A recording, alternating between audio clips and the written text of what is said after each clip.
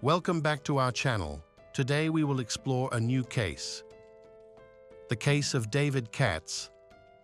The Katz family lived in Baltimore, Maryland, and were relatively well off. Richard Katz and Elizabeth were highly educated professionals. Richard worked as an engineer at NASA, designing space technology, while Elizabeth worked in pharmacology.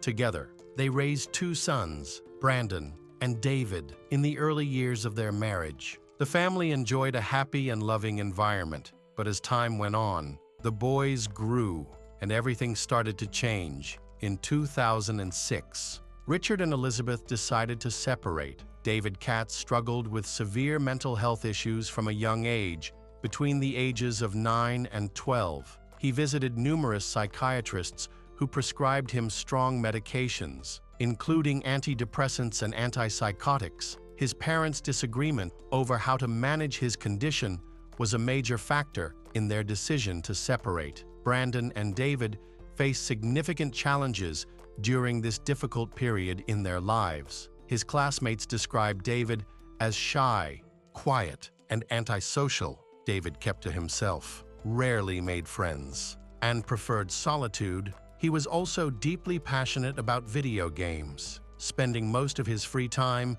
in his room playing Madden NFL, a sports simulation game. Madden NFL, named after coach and sports commentator John Madden, is a popular series of American football video games. With a new edition released annually, David graduated from Hammond High School in 2011. He enrolled at the University of Maryland to study environmental science. However, he showed little interest in his studies or pursuing a career. Instead, he became increasingly absorbed in the virtual world. Dedicating almost all his time to gaming, David's commitment to his hobby paid off, as he developed exceptional skills in playing Madden NFL over the years. In June 2017, David Katz competed in a professional gaming tournament for the first time. Using the nickname Bread, he entered the Madden Championship and won the title. Initially as the 7 seed, David was seen as an underdog. However, he surprised everyone with his skills, defeating his opponents and earning recognition. In an interview, he confidently stated, "I don't consider myself the 7th seed. I consider myself the best player. And I like that I was able to prove that." Fellow players congratulated him on his victory and wished him success in future competitions. David was ecstatic about his win and felt on top of the world, also taking home a $10 cash prize. He continued to enter several other tournaments, but did not achieve similar success despite the loss. He remained undeterred. He built a career in the gaming world, earning an income and establishing a strong reputation in the community. Today, many gamers look up to him as an inspiration for pursuing a career in gaming. David's online popularity grew, but things were not as bright for him in real life. David was born in 1993, and his childhood was marked by challenges. Over the first 16 years of his life, 26 calls were made to the police from the Katz family home, mainly due to domestic disputes and conflicts. Despite the medications, his condition showed little improvement. 2 years later, in 2007, he was hospitalized at Shepherd Pratt Psychiatric Hospital. During his stay, doctors increased the dosage of his antidepressants. That year, David was treated at 4 different psychiatric hospitals. By this time, David's parents were divorced, and he was alternating between living at his mother's and father's homes, along with his older brother, Brandon. However, David spent most of his time with his mother. He confided in close friends that he hated living with her and wished he could live with his father. However, according to custody court documents, this was not permitted. Elizabeth twice packed David's belongings into a suitcase and forced him to leave the house. One of these incidents occurred on Mother's Day in 2007. That same year, he was enrolled in a treatment program for troubled teens. Spending several months in the wilderness, Elizabeth admitted him to the program without seeking approval from her ex-husband. 2 years later, on December 22, 2009, David wrote a letter to the judge while his parents' custody battle was still ongoing.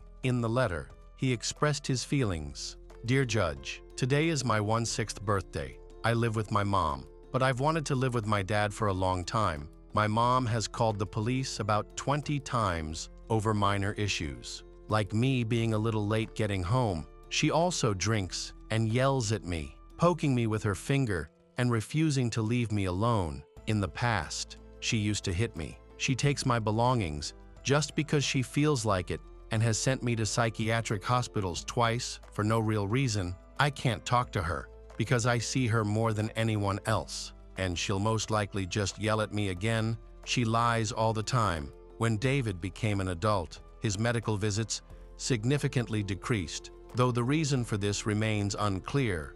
However, it is known that he continued to struggle with mental health issues. He rarely bathed, sometimes going weeks without washing, and often spent entire days playing video games, especially his favorite, Madden NFL. He would stay up until 4 a.m. and frequently paced in circles around the house. David was diagnosed with dysthymia, a chronic mood disorder characterized by low energy and a persistent, mild depressive state. Unlike major depression, dysthymia lasts much longer. People with this condition often mistake their symptoms as part of their personality, and only a qualified specialist can provide an accurate diagnosis. In addition to dysthymia, David was also diagnosed with oppositional defiant disorder, a condition defined by frequent anger, irritability, and defiance toward authority figures. For David, these authority figures were his parents. Over time, David became increasingly detached from reality. He spent almost all his time online and rarely interacted with people face to face. While he was recognized as a talented Madden player, other gamers found him socially awkward and withdrawn at tournaments. He often made blunt, insulting remarks, avoided eye contact, and showed little to no emotion. David refused to engage with other players, did not seek friendships, and declined to shake hands with opponents. Regardless of whether he won or lost, David was always considered an unusual person, but no one ever felt uncomfortable around him. That all suddenly changed in the summer of 2018. Good Luck, Have Fun Game Bar, an arcade venue at the Jacksonville Landing Indoor Market, hosted a Madden NFL 19 video game tournament on August 26, 2018, with approximately 130 to 150 participants and spectators in attendance. At around 1 p.m., David was eliminated from the tournament after losing to his main competitor, Elijah Clayton. David was visibly upset after the loss and refused to shake Elijah's hand. His frustration stemmed not only from the defeat, but also from a contentious history between the two. Elijah had frequently mocked David for his social awkwardness before the tournament. David had written a guide to help players improve their Madden skills, but Elijah shared it online without permission, depriving David of the opportunity to monetize his work. They had also had a tense incident earlier at another tournament when they both called a taxi to the airport. When the car arrived, Elijah quickly got in, closed the door in David's face, and left alone. Back to the event on August 26. After losing to his longtime rival Elijah, David left the game bar and went to a nearby pizzeria. While there, he removed his sunglasses, placed them on the edge of a table, abruptly stood up, and left at 1:30 p.m. David returned to the event. Where the tournament was still ongoing, he pulled a weapon from his backpack and dropped the backpack on the floor. None of the gamers present realized the tragedy that was about to unfold, and the entire event was being streamed live on social platforms. David aimed his weapon directly at Elijah. At that moment, the live stream camera briefly focused on Elijah, showing a red laser dot from David's weapon sight on his chest. Seconds later, as the camera switched back to the game, David attacked him. Elijah was struck by 3 bullets, one in the chest, one in the forehead, and one in the right eye. He died instantly. Still seated in his chair after killing Elijah, David began attacking others in the game bar. The attack lasted about 20 seconds before David turned the weapon on himself and ended his own life. By 1:35 p.m., the first responders, a fire brigade conducting training exercises near the game bar, arrived at the scene of the tragedy and provided aid to the victims. In total, David Katz injured 12 people. 2 of them, along with David, died, while the remaining 10 suffered non-fatal injuries. The victims who were killed were Elijah Clayton and Taylor Robertson, who was attacked in the back as he tried to flee from the game bar. Elijah Clayton, 22 years old, known in the gaming community by the nickname True Boy. From Woodland Hills, California, he was a high school graduate, played football, and had a passion for video games. Initially, Elijah had not planned to attend the Madden NFL 19 championship, but changed his mind at the last minute and decided to participate. Taylor Robertson, 27 years old, from Ballard, West Virginia, is a professional gamer known by the nickname Spot Me Pluz outside of gaming. He worked as an accountant and credit analyst at a major bank and had a family. During the investigation, police discovered that David had severe mental health issues. Detectives initially believed his motive was rage over losing to a rival. However, it was later revealed that David had been planning the crime 2 weeks before the tournament. He legally purchased 2 firearms equipped with high-precision sights in his home state of Maryland. David stored the firearms in his car and brought them to the tournament. He carried a weapon on his belt, which he never used, and kept another weapon in his backpack, which he used to kill 2 gamers before taking his own life. Police were puzzled by how David was able to purchase the weapons so easily, as this appeared to be a clear violation by the firearms seller. Soon, details about David Katz's troubled life came to light. It was revealed that he had been prescribed strong antidepressants and antipsychotic medications from an early age and had been treated in psychiatric hospitals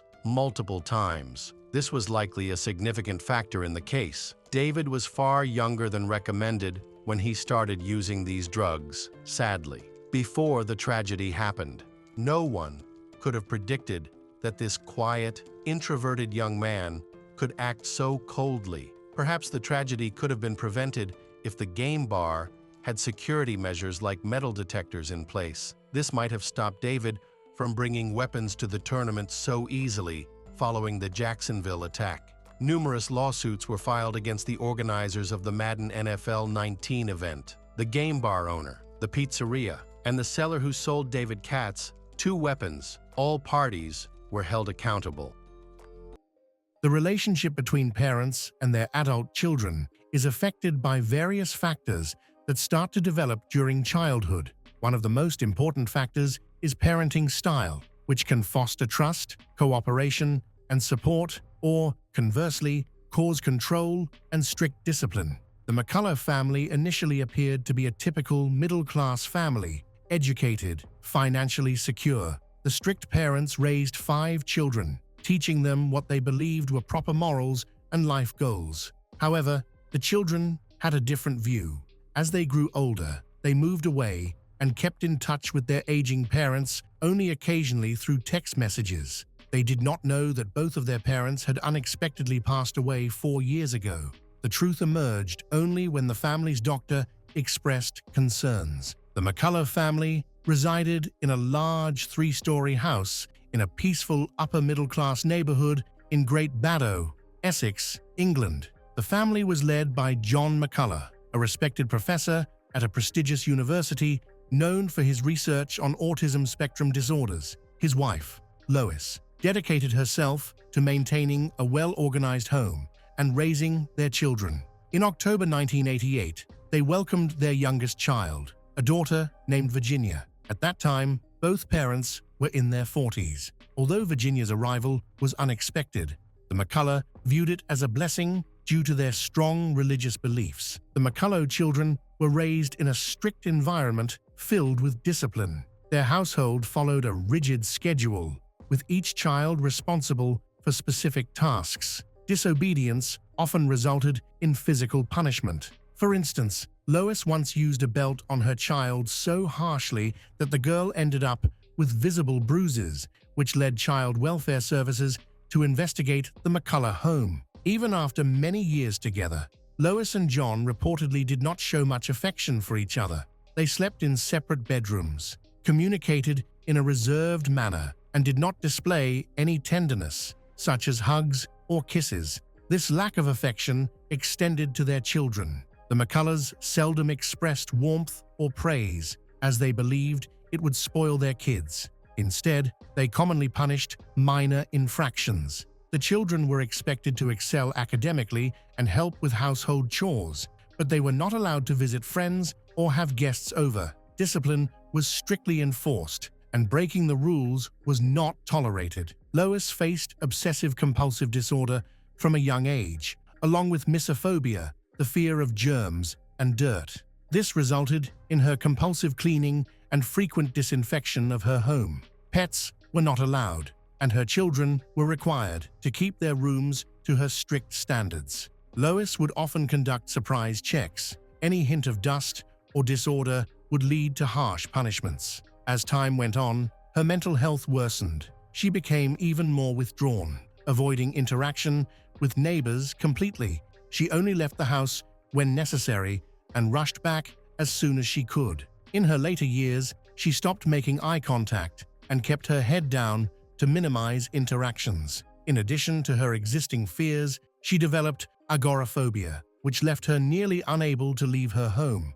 John, Lois's husband, had diabetes, which caused his eyesight to deteriorate quickly. By his 70s, he had retired from teaching and was living on a small pension. Similar to Lois, John rarely went out. When he did run errands, he often didn't greet others, not because he was rude, but because he struggled to recognize faces due to his poor vision unless someone spoke to him directly. Once the older children became adults, they moved out of the McCullough household and spread across the country. They created their own lives and families, keeping in touch with their parents mainly through occasional phone calls or, more commonly, text messages. This pattern illustrated the emotional distance within the McCullough family, as they did not have a tradition of celebrating holidays together or marking special occasions at home. For the grown children, it was sufficient to know that their parents were well taken care of by their youngest sibling, who continued to live in the family home. Virginia, the youngest of the McCullough children, stood apart from her older sisters. Unlike them, she didn't rush to leave home after high school. From a young age, Virginia was seen as odd and introverted. While her siblings had limited social lives due to their parents' strict rules, such as prohibiting guests and outings, Virginia took her isolation further. She found it difficult to connect even with her brothers and sisters. Instead of engaging with others, she often talked to herself and created complex stories which were mistaken for real events, leading others to label her a compulsive liar. However, she didn't seem bothered by her lack of social connections. Her parents believed that Virginia was destined by a higher power to care for them in their old age. Her absence of a personal life, lack of dating, and tendency to avoid people were seen as completely normal by Lois and John. They accepted her role as their caregiver as her true calling. It is uncertain whether Virginia pursued any formal education after high school, but it seems likely as her parents valued education highly. However, she struggled to maintain a stable career due to her unusual behavior and tendency to be dishonest. At one point, Virginia worked as a bartender at a local pub and also had a job at the post office. But mostly she spent her time at home, assisting her parents with household tasks. Whenever her parents asked why she wasn't working, Virginia had convincing explanations. She claimed to have been unfairly dismissed, was actively job hunting, or was waiting for a response from a large company that had reviewed her application. As her parents aged, they became increasingly less worried about her situation. By the time John was in his 70s, his vision had significantly declined. He had almost no sight in one eye and blurred vision in the other. Lois's anxiety had also intensified over the years, and she only ventured out for medical appointments with their family therapist, who managed their health and adjusted their treatments. Lois and John seldom interacted with neighbors, and appeared to be content with their lifestyle, especially knowing Virginia would always be there to look after them. Virginia spent a significant amount of time on the computer, mostly playing games. She told her parents she was actively seeking work and sending out her resume to various companies. However, as time went on, she was unable to secure a job. To continue living off her parents without earning their disapproval, she devised a plan to elicit their pity instead. Knowing her parents were very concerned about health, they regularly went for medical checkups and took their medications on time. Virginia began to complain about her own health, fabricating serious conditions she didn't have. To make her claims more convincing, she visited doctors and described symptoms she found online. She underwent various tests and blood work, but none of her conditions were ever confirmed. She told her parents she was diagnosed with diabetes, which she claimed to have inherited from her father, along with heart problems. She also mentioned having a tumor that required urgent surgery. Concerned for her well-being, John and Lois provided her with money for treatment. In 2017, Virginia unexpectedly announced her pregnancy but never disclosed who the father was. John and Lois were taken aback by the news but were willing to embrace an illegitimate grandchild. They reasoned that their daughter, who was nearly 30 and single, could use someone to care for after they were gone. However, Virginia's deception escalated. She even purchased a fake pregnancy belly online to maintain the charade, but after a few months, she claimed to feel unwell and went to the hospital. Upon her return, she told her parents that she had lost the baby. John and Lois grieved this loss, unaware that their daughter had merely tricked them. Virginia asked her parents if she could take full control of their finances and accounts. Since her parents didn't understand modern technology and rarely left their home, they agreed. This decision gave Virginia complete access to the family accounts and bank cards, allowing her to use them however she wanted. At that time, Virginia had developed a habit of impulsive shopping. Now she had the means to support it. Every day, she ordered various unnecessary items from online stores, with most of them never even being opened. She would stash the packages away in a closet, under her bed, or in the storage room. However, there was one purchase, a kitchen appliance, that she gave to her mother, and it was well received. Her mother appreciated the gift genuinely, even praised Virginia, which was a rare occurrence. In early 2018, Virginia suddenly believed she was an artist, turned her room into an art studio, filled with paints, an easel, and supplies. She told her parents that art experts had praised her work, that her paintings would be shown in a contemporary art gallery soon. She even claimed she would become famous and make a lot of money. However, from the mid-2000s to the mid-2010s, Virginia started visiting online casino sites regularly, where she placed bets and lost money. Over time, her gambling problem worsened. After accessing her parents' savings, she began increasing her bets until she lost all their money. John and Lois were unaware that they were nearly bankrupt. They couldn't check their account balance because they didn't have access to online banking. At that time, Virginia had begun taking out loans using their names, indulging in frivolous purchases and gambling away their savings. This situation couldn't continue indefinitely. No one was making payments on the loans, and as Virginia kept borrowing more money, their debt continued to increase along with the accumulating interest. One day, the bank called their home phone, and John answered. They informed him about the large debts and unpaid loans. John felt faint, nearly had a heart attack upon hearing this news. He immediately told his wife. Together, they went to confront their daughter, Virginia, demanding an explanation. Virginia, pretending to be surprised, promised them that she would investigate the issue.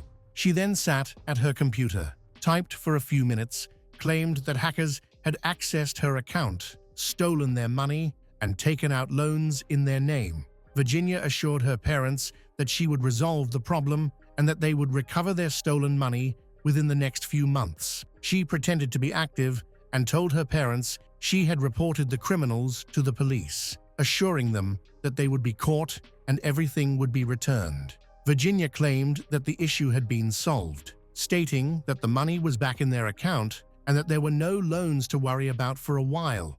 John and Lois felt relieved, but 6 months later, they were contacted again about their accumulating debts. This time, Virginia convinced them that there had been a mistake in the bank's system and incorrect information had been shared. She was very convincing. Her elderly parents trusted her once more. Virginia realized that her situation was not sustainable. She had been borrowing money and understood that the bank would eventually demand repayment. Her parents would continue to receive calls, raising more questions about her financial situation. Sooner or later, they would see through her lies. If she continued to deceive them, they might even take the drastic step of contacting the authorities to find out what was really happening with their finances. Virginia carefully considered how she could continue living in her parents' house, using their money and taking loans in their names without facing any consequences. Surprisingly, her older siblings were completely oblivious to the situation. They rarely called their parents and visited them even less. In the meantime, John and Lois never expressed any concerns or complaints to their children. By March 2019, the situation had reached a critical point. Virginia realized she needed to take decisive action. Tragically, her plan was disturbing. She decided to kill her elderly parents. She knew she had to do this covertly, ensuring that no one would suspect anything and that everyone would continue to believe John and Lois were living happily in their spacious home. Fortunately, since they had always been reclusive, it was unlikely that the neighbors would notice anything amiss. Due to chronic health issues, Lois and John often needed various medications, and Virginia was in charge of managing their prescriptions. However, Virginia began to change the dosages of her mother's sedatives, blood pressure medications, and psychiatric drugs over several months without their knowledge. In doing so, she secretly harmed her parents while closely monitoring how they responded to the altered medications. Lois and John, believing their health issues were just typical seasonal problems and trusting their daughter, did not seek medical help for their worsening condition. They thought their symptoms would resolve on their own since they had experienced similar issues in the past. In early June 2019, Virginia collected enough strong prescription medications to potentially kill both her parents. She purchased a sharp kitchen knife along with tools for crushing pills. On June 17, 2019, Virginia made the decision that this would be the final day for her father and mother. She acted normally, making sure not to raise any suspicions. She prepared dinner, went shopping, and assisted her mother with various household tasks. In the evening, she sat with her parents while they watched television and later made them a lethal cocktail that would ensure they wouldn't wake up the next day. Her father sometimes enjoyed a small amount of strong alcohol from his collection of expensive bottles, which he had spent years accumulating. Now, in retirement, he took pleasure in tasting different drinks from his collection. Virginia mixed a deadly dose of heart medication into a bottle of aged whiskey. The alcohol concealed the bitter taste of the pills. However, her mother, Lois, did not drink alcohol. For her mother, Virginia prepared herbal tea and claimed the unusual bitterness came from medicinal herbs that were harmless. Lois, however, chose not to finish the tea. After drinking, John went to his room and Virginia assisted him, wishing him good night. She left her mother's tea on the bedside table, hoping Lois would drink it before heading to her own room. Virginia glanced at her mother through the partially open door before going to bed. That night, she slept peacefully, without any feelings of guilt or doubt. The next morning, she took her time and stayed under the covers until almost 11, a rare luxury in their household. She figured that if no one had come by to check on her and tell her to get up by that time, no one would. First, she entered her father's room and found him in bed, appearing to be peacefully asleep. When Virginia touched his hand, she realized it was cold and stiff, indicating that he had died shortly after going to sleep. His heart couldn't cope with the mixture of medications and alcohol, leading to his passing. Next, Virginia entered her mother's bedroom and discovered that Lois hadn't finished her drink. Although she was alive, Lois was unable to get out of bed because of the heavy sedatives she had taken. She felt disoriented and confused, struggling to understand her surroundings. Lois asked Virginia what time it was. Virginia replied that it was still early, suggesting that her mother could go back to sleep after she turned on her favorite radio station. Virginia left the room and went to the utility closet, where she took out a sharp knife and a hammer that she had bought earlier. It was clear she didn't have a solid plan, but she believed these tools would help her finish what she had started.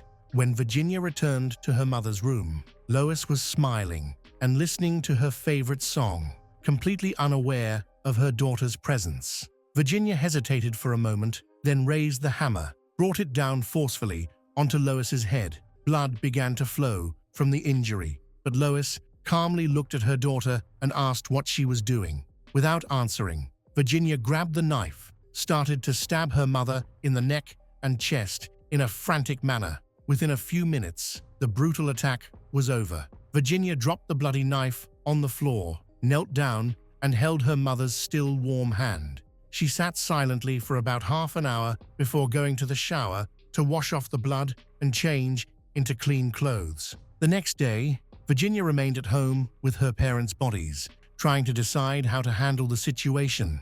She thought about different ways to dispose of them, but soon realized it would be nearly impossible to discreetly remove and bury the bodies. The neighbors might notice something unusual.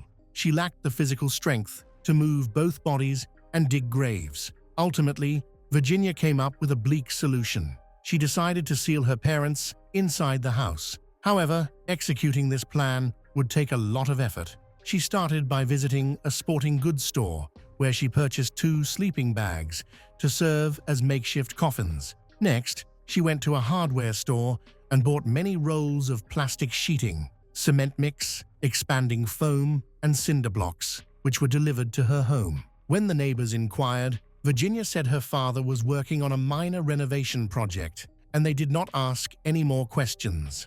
Overwhelmed by the task, Virginia carefully placed her parents in sleeping bags, tightly wrapped them in plastic sheeting and tape to create a seal. She then moved her father's body to his office, positioning it in a corner behind his desk. Following the instructions, she mixed the cement and started to construct a makeshift sarcophagus around him, pouring cement over the body using expanding foam to fill in any gaps. Virginia chose to leave her mother's body in the room where the violent incident happened. She pushed the sleeping bag, along with the blood-stained blanket and other bedding, into the closet. Next, she coated everything with expanding foam. Then, she wrapped the closet in 20 rolls of plastic sheeting to seal it off. Finally, she built a wall using the leftover cinder blocks, closing off the corner where the closet with her mother's remains was located. On the same day, Virginia ordered 2 new credit cards from the bank in the names of her deceased parents. To relieve stress, she started making online purchases. She also sent several messages to her siblings, pretending to be her mother. In these messages, she claimed that she and her father were taking a trip to the seaside to relax and improve their health. Her older sisters, who seldom visited, did not question her and simply wished their parents a pleasant getaway. The global issues provided Virginia with an excuse for the next 6 months. She continued her daily activities as if nothing had changed. She did grocery shopping, spoke with her neighbors, collected her parents' pensions, and occasionally sent messages to relatives pretending to be her mother, hoping to keep them from worrying. She even scheduled appointments for her parents with their doctor, but canceled them for various reasons. When people inquired about her parents and why they hadn't been around, she said they were staying with one of their many children. In the spring of 2020, the global issues leading to a worldwide lockdown. This situation worked in Virginia's favor because she no longer needed to explain why her parents weren't seen outside.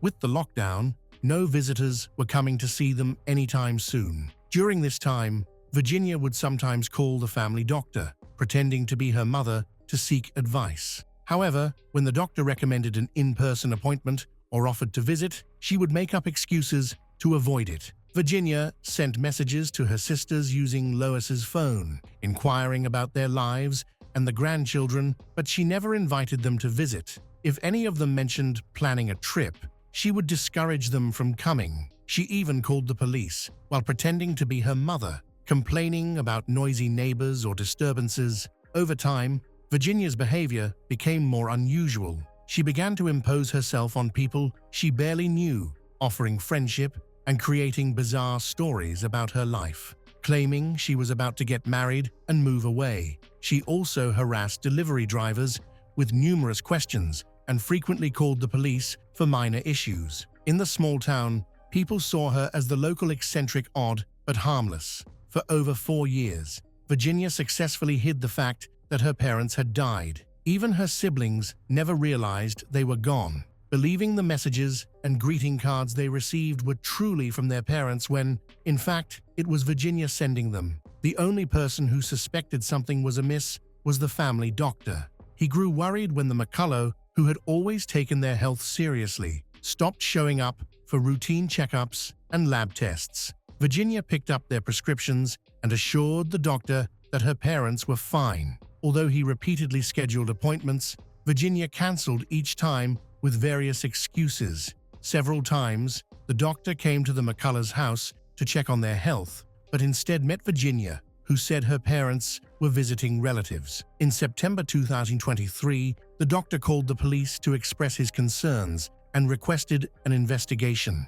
On September 13th, 2023, the police visited the McCullough home and asked Virginia to bring her parents to the door. Virginia became visibly nervous, claimed that her parents had gone on vacation without their phones to avoid any disturbances. She assured them that her mom and dad would be back in a couple of weeks. However, the police became suspicious of their absence. On 15 September, Essex police executed a search warrant at McCullough's home, entered the house, and arrested Virginia McCullough. Virginia calmly stated that she had something to show them. She then led the officers to her father's office, pointing out a makeshift grave by the wall. Next, she took them to her mother's room and indicated a sealed closet. The bodies of the McCulloughs were found that same day. Due to advanced decomposition, it was challenging to determine the exact cause of death. However, Virginia, now facing charges, fully confessed and provided a detailed account of how she killed her parents.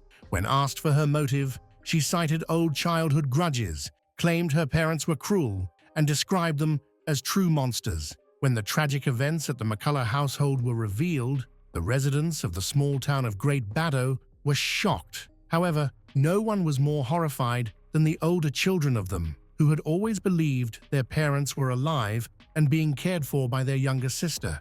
The family's strained relationships allowed Virginia to hide her crime for many years. Investigators determined that her motives were not based on childhood trauma or mistreatment, as she had claimed, but rather driven by financial gain. For years, Virginia had been using her parents' pension while accumulating significant debts in their names. McCullough is facing double murder charges and appeared in court on September 18th, where she was taken into custody. The next day, she appeared via video link at Basildon Crown Court from Peterborough Prison, where Judge Samantha Lee scheduled a plea hearing for December 1st. An inquest into the deaths was opened by Essex coroner Michelle Brown on October 10th and was paused while the police investigation continues. During the hearing, it was revealed that Lois McCullough died from a stab wound to the chest. The cause of death for John McCullough is still under investigation.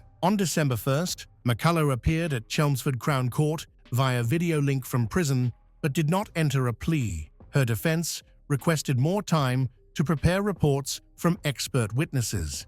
Judge Christopher Morgan scheduled the next hearing for February 5th, 2024, and set a deadline of February 1st for the defense to submit their report. At the hearing on July 4th, Virginia McCullough pleaded guilty to both counts of murder, and a sentencing hearing was set to begin on October 10th. The sentencing hearing occurred on October 11th, with Judge Johnson presiding. Virginia was sentenced to life in prison, with the possibility of parole after a minimum of 36 years, which means she can be considered for release starting on October 3rd, 2059. McCullough's sentence was then sent to the Attorney General's office as part of the Sentencing Over Sentence program. However, in January 2025, the Attorney General's office reviewed the sentence and determined it did not meet the criteria for an appeal to the Court of Appeals.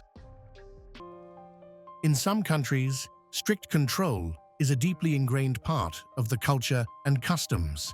This can conflict with the values commonly held in Western societies. Even after moving to a new country, some people find it hard to adjust to greater personal freedoms. Holding too tightly to these traditional beliefs can sometimes lead to serious problems. Aziz Yazdanpanah was born in Iran on May 29, 1955. Even as a young man, he was known for being strict and tough, yet those close to him also saw his softer side. His stern father instilled in him a deep respect for family, a sense of duty, and a strong sense of responsibility, values that Aziz strived to uphold. He was devoted to his family and longed to have one of his own. In his youth in Iran, he met the love of his life, Nasrin Rahmati, who was born on February 4, 1956.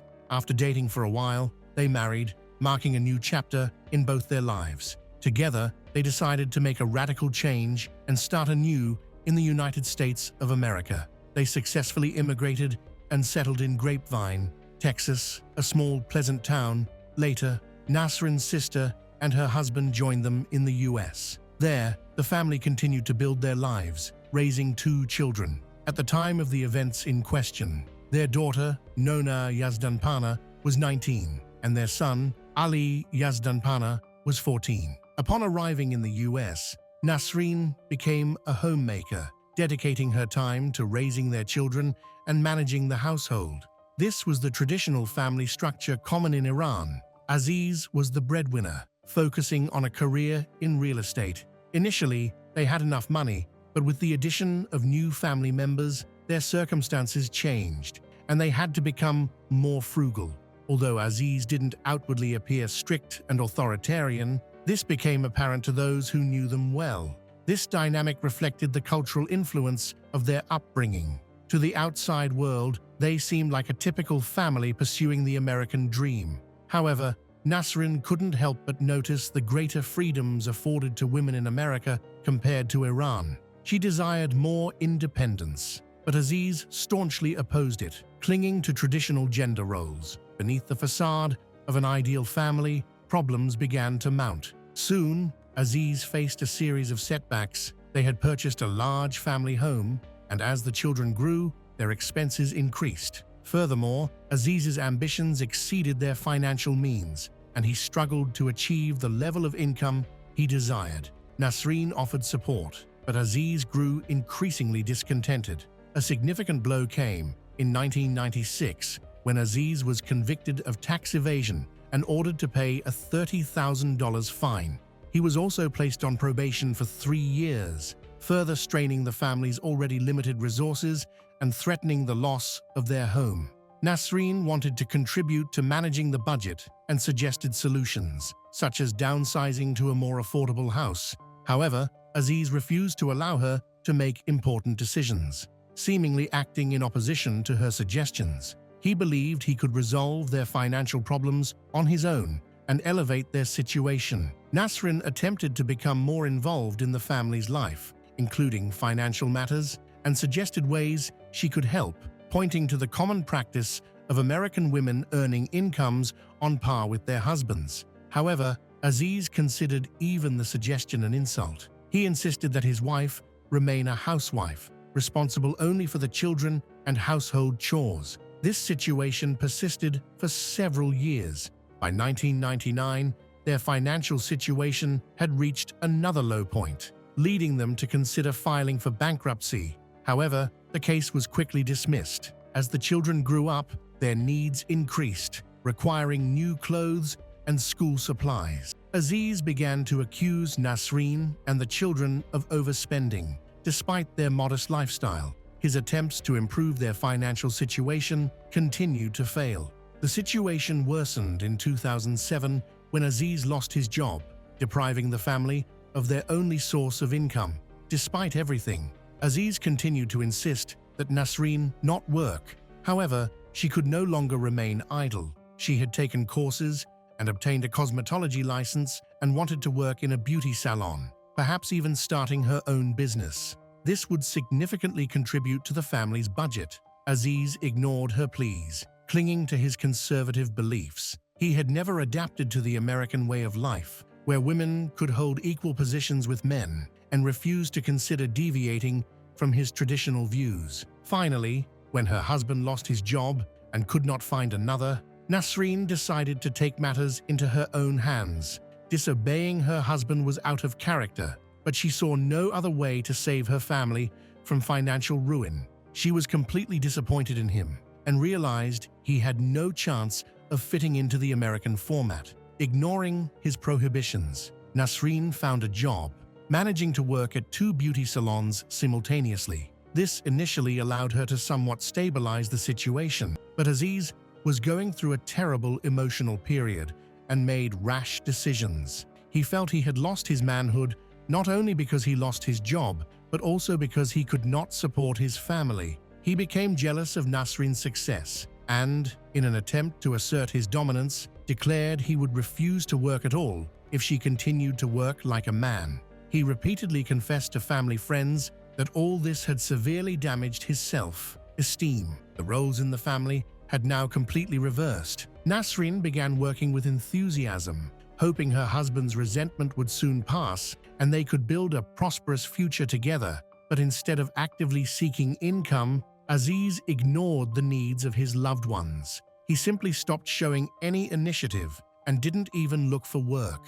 Aziz didn't give up easily, but his pride was deeply wounded by his wife's actions. According to a friend of Nasreen, the tension in the marriage had increased significantly. The owner of the beauty salon where Nasreen worked saw her hard work and the problems the family was struggling with. Even with the strained relationship with her husband, Nasreen still hoped they could save their marriage and overcome their financial difficulties. She often spoke of her dreams in which Aziz would find a job and stop being angry with her. However, friends and neighbors noticed that the atmosphere in the house was becoming increasingly tense. Aziz's attempt to teach her a lesson had backfired. To his surprise, his wife was able to bear the financial burden, providing for him and their 2 children. It was difficult, but she managed. Instead of being happy for her, he harbored resentment and anger, which manifested in cruel ways.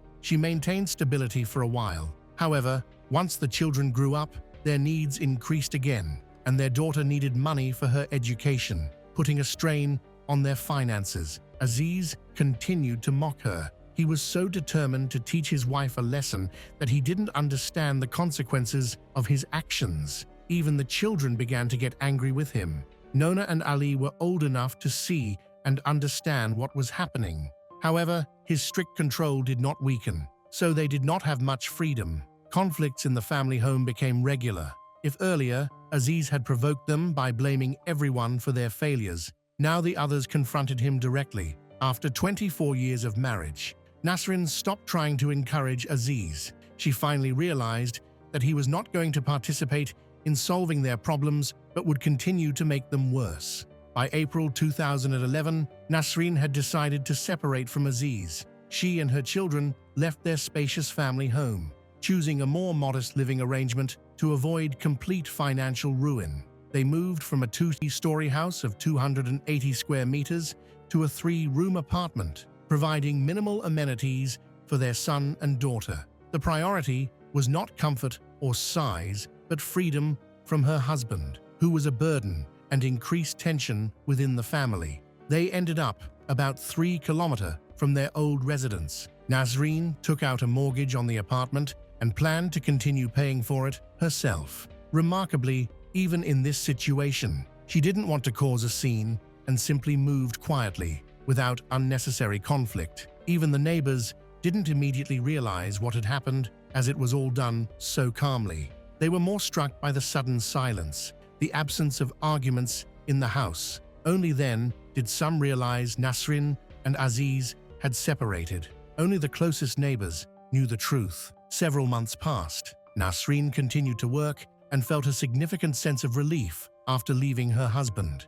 The atmosphere in the family became much calmer and warmer. Despite financial constraints, the burden felt much lighter than when she was living with Aziz. Nasrin spent a lot of time with her family and friends.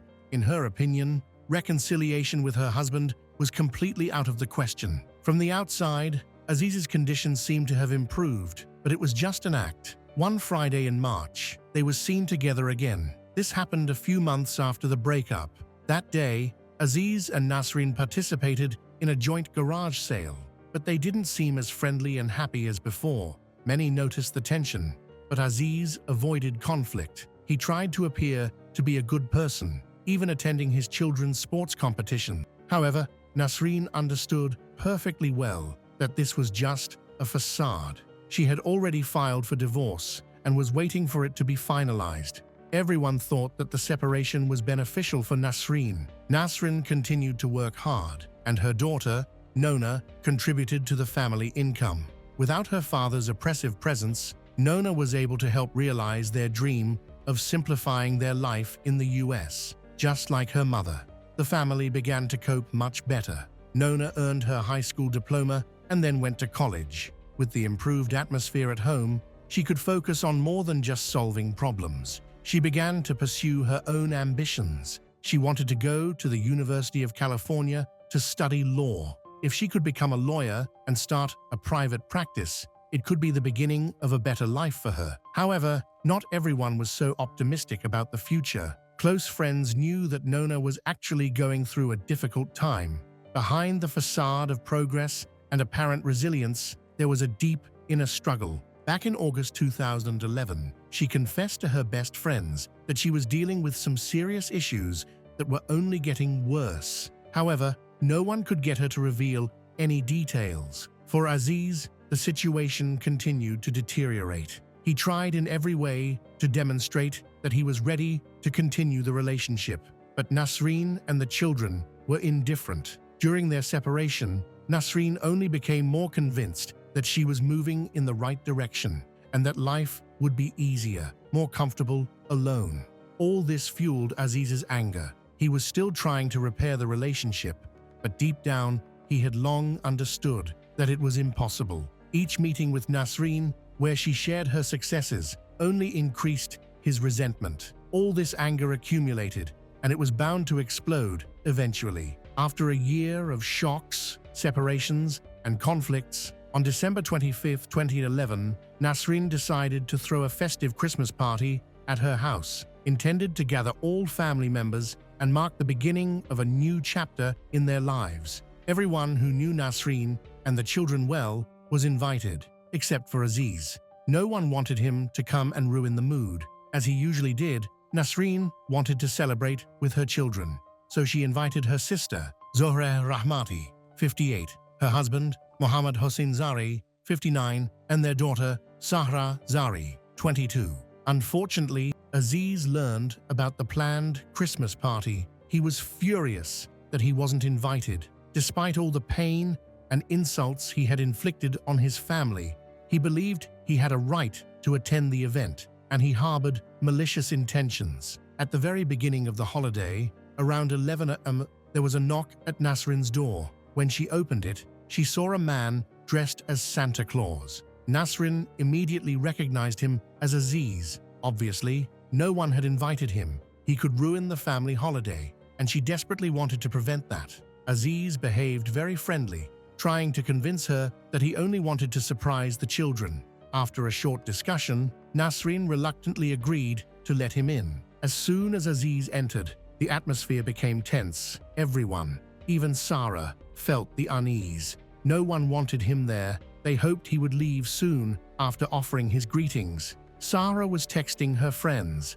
Around 11 a.m., she wrote that Uncle Aziz showed up at a party he wasn't invited to, dressed as Santa Claus to ruin everything. She sarcastically added that Aziz now wanted to win the Father of the Year award. The text was full of biting remarks, as she knew how much the man had damaged the lives of her aunt and aunt's children. At 11:15, Sahra sent another message. According to her, Aziz had already started to provoke another argument. Then, the girl fell silent forever. At 11:34 a call came into the 911 emergency service. The operator could barely hear a whisper on the other end of the line. The caller was begging for rescue. After a few short phrases, the call was disconnected. No information was provided, but it was clear that something terrible had happened. The operator quickly identified the location from which the call was made, and a police patrol was dispatched to the address to investigate. The officers arrived within 3 minutes, but no one answered the door. Given the alarming circumstances of the call, they decided to force entry. Inside, the officers found a horrifying scene: a festive table laden with food and drink, unopened gifts, and the bodies of 7 people. None had survived. The victims were identified as 55-year-old Nasreen, 56-year-old Aziz, their children, 19-year-old Nona, and 14-year-old Ali. Nasreen's sister, 58-year-old Zoreh, her husband, 59-year-old Muhammad, and their daughter, 22-year-old Sarah. The entire family, along with their guests, had been shot. The television was on, and one of the victims was still dressed in pajamas. The children and teenagers had been shot in the head. Muhammad had sustained the most gunshot wounds, including shots to the head, chest, and stomach, suggesting he had tried to escape. Nasrin and Aziz were both shot in the head. The victims' autopsies revealed that everyone except Muhammad had been shot with the same 9mm weapon. Muhammad was found with a 9mm firearm in his hand. A second man, dressed as Santa Claus, Aziz, was also found with a firearm in hand. It remained unclear whether he was the attacker or if he had been trying to defend himself. Aziz and Muhammad were initially considered suspects. To clarify the situation, detectives began tracing the firearms. All evidence was collected and sent for ballistic analysis. The public was shocked by the murders and demanded quick answers from the police. Detectives initially believed that the attacker was among the dead and no longer posed a threat. The first major breakthrough came the day after the tragedy, on December 26, 2011. The 9mm pistol was traced back to a 1996 purchase registered to Aziz. Ballistic analysis confirmed that it was used to kill 5 of the victims. Significant gunpowder residue was found on Aziz's hands, indicating he had fired the weapon extensively. Minimal gunpowder residue was found on Muhammad's hands, suggesting he had not fired a weapon actively. Experts suggested he may have only fired once. The investigation was further aided by interviews with neighbors and a review of surveillance footage in the area. The footage showed that after the man dressed as Santa Claus entered the house, no one left. It appeared that Aziz had tried to cover his tracks. After shooting his relatives, he attempted to frame Muhammad by placing the 9mm pistol in his hand after his death. The weapon had been carefully cleaned and all fingerprints removed. There wasn't even a trace of Muhammad's fingerprints on the gun, which was impossible. Aziz fired 2 shots from a .40 caliber pistol. The first struck Muhammad, and the second he directed into his own head.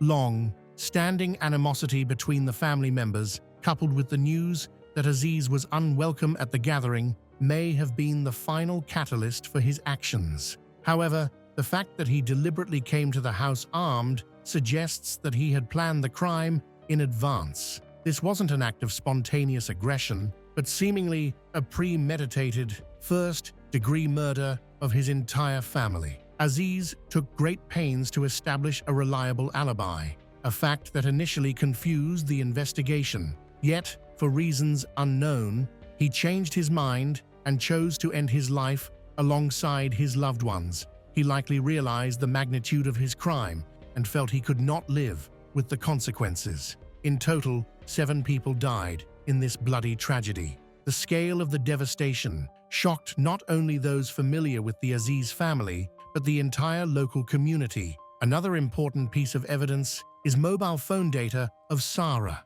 Detectives became interested in messages she had sent to her friends. Only 20 minutes elapsed between the start of the attack and the deaths of 7 people. The exact trigger that prompted Aziz to commit such violence remained unclear. During the investigation, Various theories emerged, ranging from the obvious anger Aziz felt towards his wife and family to his potential mental state. Many experts in the field of psychiatry weighed in on the issue. Aziz appeared to be a man sinking into a deep depression, feeling that he was losing control of his life. His wife had filed for divorce a few months before the massacre, and his house was in a deplorable state. He faced foreclosure and had not secured stable, full-time employment leading up to the crime. While law enforcement officers struggled to piece together the puzzle, they uncovered the struggles of 19-year-old Nona. She had begun dating a friend and classmate, a relationship her father disapproved of. A conservative man, deeply rooted in the traditions of his native country, Aziz exerted total control over the lives of all his family members, including his daughter, often to the detriment of her emotional well-being. Nona's friends reported that she often came to school in tears, complaining that her father wouldn't allow her to wear the clothes she liked and regularly confiscated and checked her mobile phone, scrutinizing every message.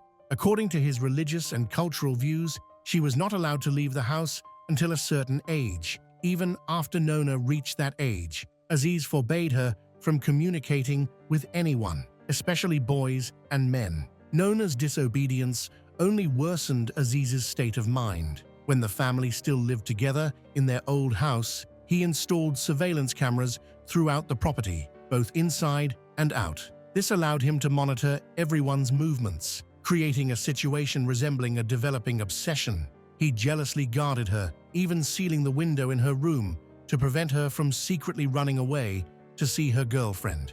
Aziz frantically tried to maintain control, a control he had long since lost. When the disobedience reached a breaking point, everyone abandoned him. The head of the broken family simply decided to kill everyone. Further details of Aziz's relationships were revealed. He had been quite close to his brother-in-law, Muhammad. For a long time, the men shared a warm relationship and even went on trips together. On one occasion, they cheated on their wives, renting hotel rooms and spending the night with escorts. After Nasreen filed for divorce, Aziz blamed everyone but himself, unable to accept his own imperfections. The killer became convinced that Muhammad had revealed his infidelity, poisoning Nasreen against him. From that moment on, the relationship between the men deteriorated significantly, and Aziz considered his brother-in-law a traitor. This explained why Aziz had decided to frame him by placing a weapon in the dead man's hand.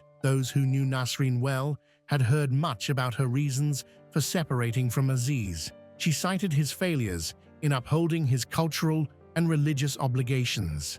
Instead of providing for everyone, supporting his family, and creating a comfortable home, Aziz seemed to deliberately make their lives difficult, increasing the emotional distance between himself and his wife and children. He transformed their life and everyday existence into a nightmare, pushing them to the verge of complete ruin. Instead of accepting responsibility for his actions, Aziz tried to blame everyone around him. As it turned out, Nasreen's close friends had heard many times that she was afraid of her husband. She had stated this several months before filing for divorce, and after she moved out, the situation only worsened. She tried to avoid contact with him and did not allow him into the house. She prevented him from communicating with the children. Considering him dangerous, she ignored suggestions to report him to the police, hoping he would calm down on his own and not wanting to cause him further trouble. Neighbors had heard that Aziz had been carrying a gun for a long time.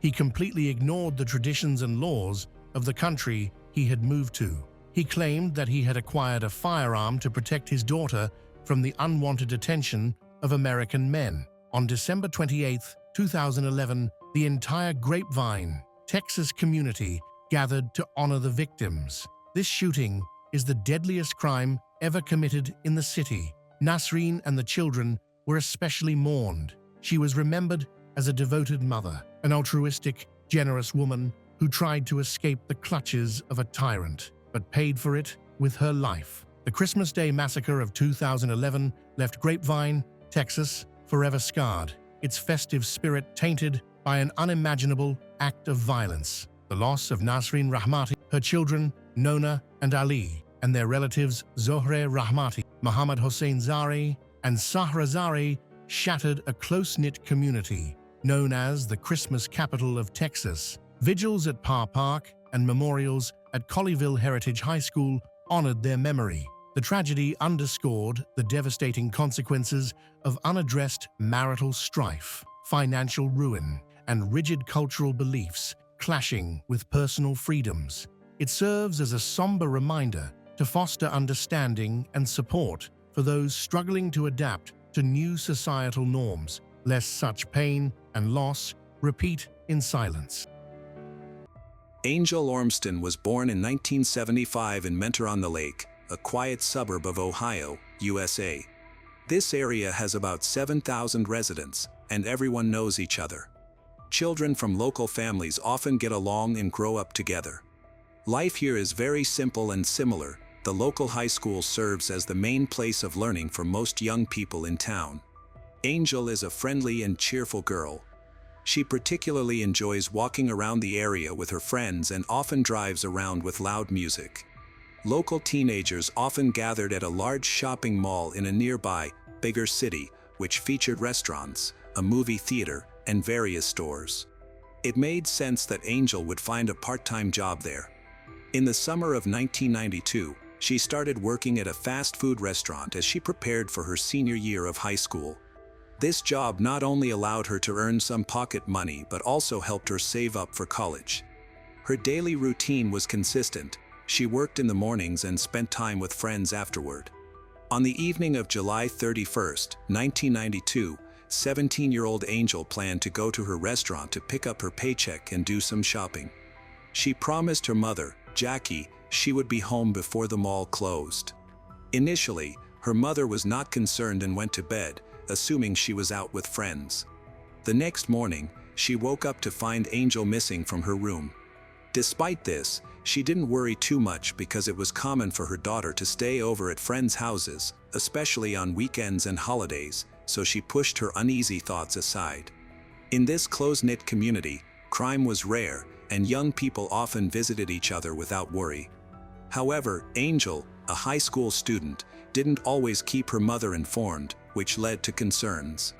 Her mother didn't want to restrict Angel too much, allowing her daughter considerable freedom that matched her independent spirit. Angel's upbringing was relaxed. Her mother was adaptable and aimed to maintain a harmonious environment. Meanwhile, her father was often away as a long-distance truck driver.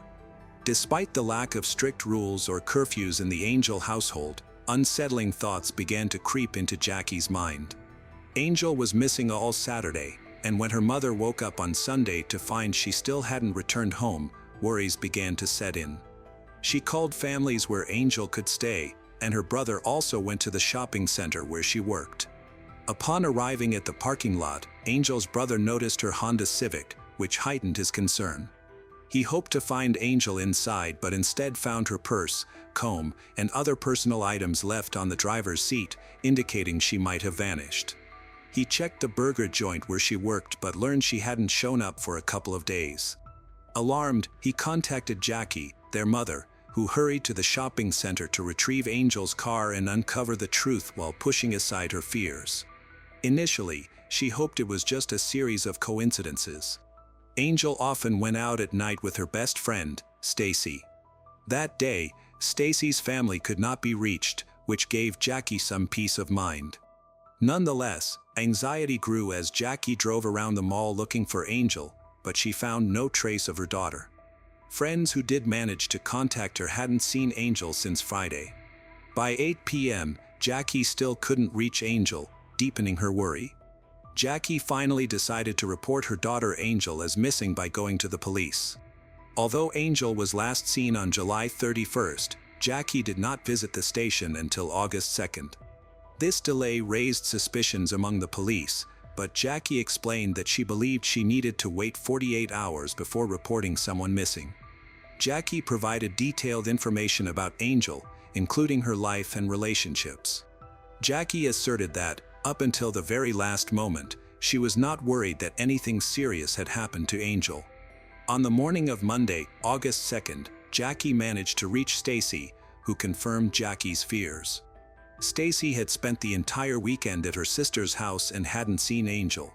She was shocked to learn that her friend had been missing for over 2 days. Stacy tried to contact some mutual friends, but none had seen Angel. Following this, Jackie provided the police with new information, prompting them to initiate an active search for Angel. The police first examined Angel's car, which showed no signs of a struggle. The car was in normal condition, with no blood, signs of theft, or forced entry. The officers believed Angel may have left the car willingly. Given her age, they suggested she could have run away, but Jackie rejected this idea, citing their good relationship. Angel was not involved with banned substances and had always remained calm during her teenage years. Despite her independent nature, she was not the type to run away. In fact, she had been making future plans, including furthering her education at university. Detectives worked extensively to investigate Angel's disappearance. They suspected she might have been kidnapped from the car and collected many fingerprints at the scene. Although there were numerous prints, all belonged to family and close friends. Despite this, every individual had to be investigated to clear them as suspects since there were no other leads. The investigation began with Angel's father, a truck driver, but he was quickly ruled out because he had a verified alibi. He was in another state when his daughter went missing. Next, detectives looked into Angel's mother, Jackie. Her refusal to take a polygraph test raised significant suspicion and drew the attention of the investigators. They noted her delay in contacting the police and her decision to take Angel's car from the parking lot soon after learning about the disappearance, which further fueled suspicions. The police lacked the authority to compel her to take a polygraph test, and there was no direct evidence against her. As a result, the investigation continued with Jackie being the primary suspect. Jackie claimed that on the evening when Angel left home, she intended to go to a burger place. However, interviews with local staff revealed that Angel never arrived to pick up her paycheck that day. Investigators seized the opportunity to gather more information from Angel's colleagues. They quickly eliminated Jackie from the list of suspects due to Angel's good relationship with her family. However, they developed several other theories, including a suspicious connection to a former manager known for inappropriate behavior toward female employees. Investigators suspected that the former manager had been spying on female staff while they changed into their work uniforms. Later, he was fired for a harassment incident. Several female employees reported that this manager had touched them inappropriately. When the police investigated him, they discovered he had a criminal record for inappropriate behavior with minors, making him the main suspect. Other women also mentioned that he frequently focused on Angel, often looking for chances to be alone with her in the kitchen and making inappropriate comments. When this was discovered, the detectives were so focused on the case that they overlooked Jackie. The former manager was quickly located and interviewed, but he denied any involvement in Angel's disappearance. He said that she hasn't seen him since they worked together. He claimed that, on the day she went missing, he was far from his hometown and provided a timesheet showing that he was at another location of the fast food chain that day. Despite this evidence, detectives did not exclude him as a suspect and continued to question everyone at the restaurant, including both staff and management. Through their investigation, they uncovered a secret that Angel had kept from her family. She had been fired for consistently being late. While she was indeed heading to the restaurant to collect her final paycheck, this revelation did not provide any new leads regarding her disappearance. Gradually, all of Angel's co-workers were ruled out as suspects because they had alibis. Neither Angel's former manager nor her mother was considered a viable suspect in the case, making it difficult for the police to conduct their investigation. Communication with Angel's closest friends did not reveal any new information. Everyone was shocked at the idea that someone in her circle might wish her harm. She was gentle, trusting, and usually avoided conflict. However, her trusting nature made her vulnerable to someone who might manipulate her into a dangerous situation. After a long period without contact, fears grew that Angel had died. She hadn't reached out to anyone, appeared in public, or used any payment methods. Given these circumstances, the police decided to re-examine the people closest to her, as those responsible for such crimes are often found among acquaintances. the focus shifted to her best friend, Stacy. Although they had spoken to her briefly before, this time the interview lasted over 4 hours. From the start, Stacy expressed a strong willingness to help but firmly denied any involvement. She was cleared as a suspect when she provided a confirmed alibi. She had spent the entire weekend at her sister's house and they had been together the whole time, cooking side by side. The police are trying to ask Stacy if she knows about Angel's relationship with a man. Stacy revealed that Angel had recently become interested in a young man named Mark Sotka, a 19-year-old who had just graduated with honors from their high school. Stacy explained that Angel had been in love with Mark for a long time and even hoped to start a serious relationship with him. However, Angel was very private, especially about her relationships, and only Stacy knew about Mark, not even sharing it with her mother. During the questioning, Stacy reveals that Angel was aware of her pregnancy shortly before she disappeared. They had talked several times about the possibility of telling Mark about the baby, and Angel was optimistic that he would accept her and the child, viewing it as the start of their life together. Stacy was doubtful, but Angel was convinced she could build a family with Mark. The detectives decided to investigate Mark's background before confronting him. It appeared that Mark was not ready for fatherhood. Just before Angel went missing, he started college, which suggests he may have only considered Angel a short fling while planning to focus on his studies. They found no incriminating evidence against him, as he had a clean record and a solid reputation in school. Eventually, Mark was called to the police station for questioning.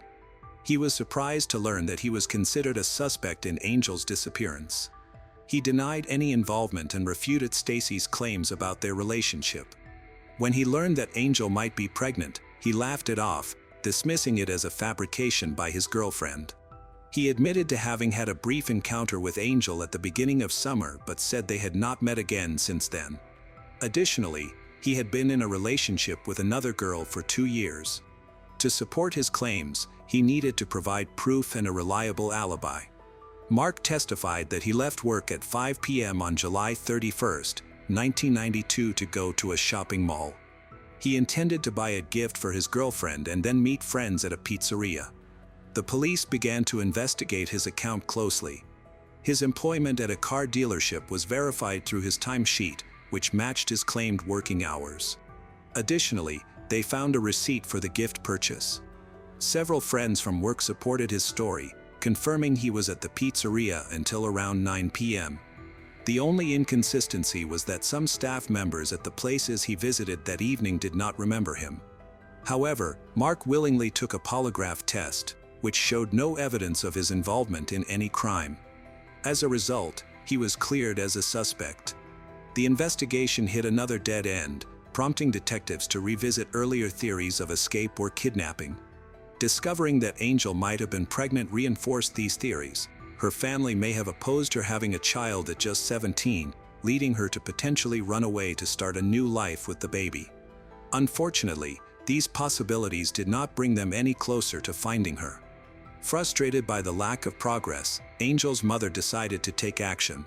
She reached out to the community through local media in hopes of gathering information. Her appeal successfully raised awareness about Angel's disappearance, turning the incident into a well-known topic of discussion. Friends and concerned individuals joined in, distributing thousands of leaflets. Charities became involved, and a fund was established, raising $10,000 as a reward for anyone who could provide useful information for the investigation. In the following weeks, the police department received numerous requests for information, which opened several new leads for the investigation. Detectives conducted thorough checks, but these efforts did not yield any significant results. Frustrated, Angel's family made the decision to hire a private detective. When Angel's father returned from a trip, he was hopeful that it would help locate his daughter, unlike the ineffective efforts of the police. However, despite the detectives' hard work, no new information emerged. 3 months passed, and there were still no updates on Angel's case. By this time, her friends had almost lost hope, but her mother remained determined.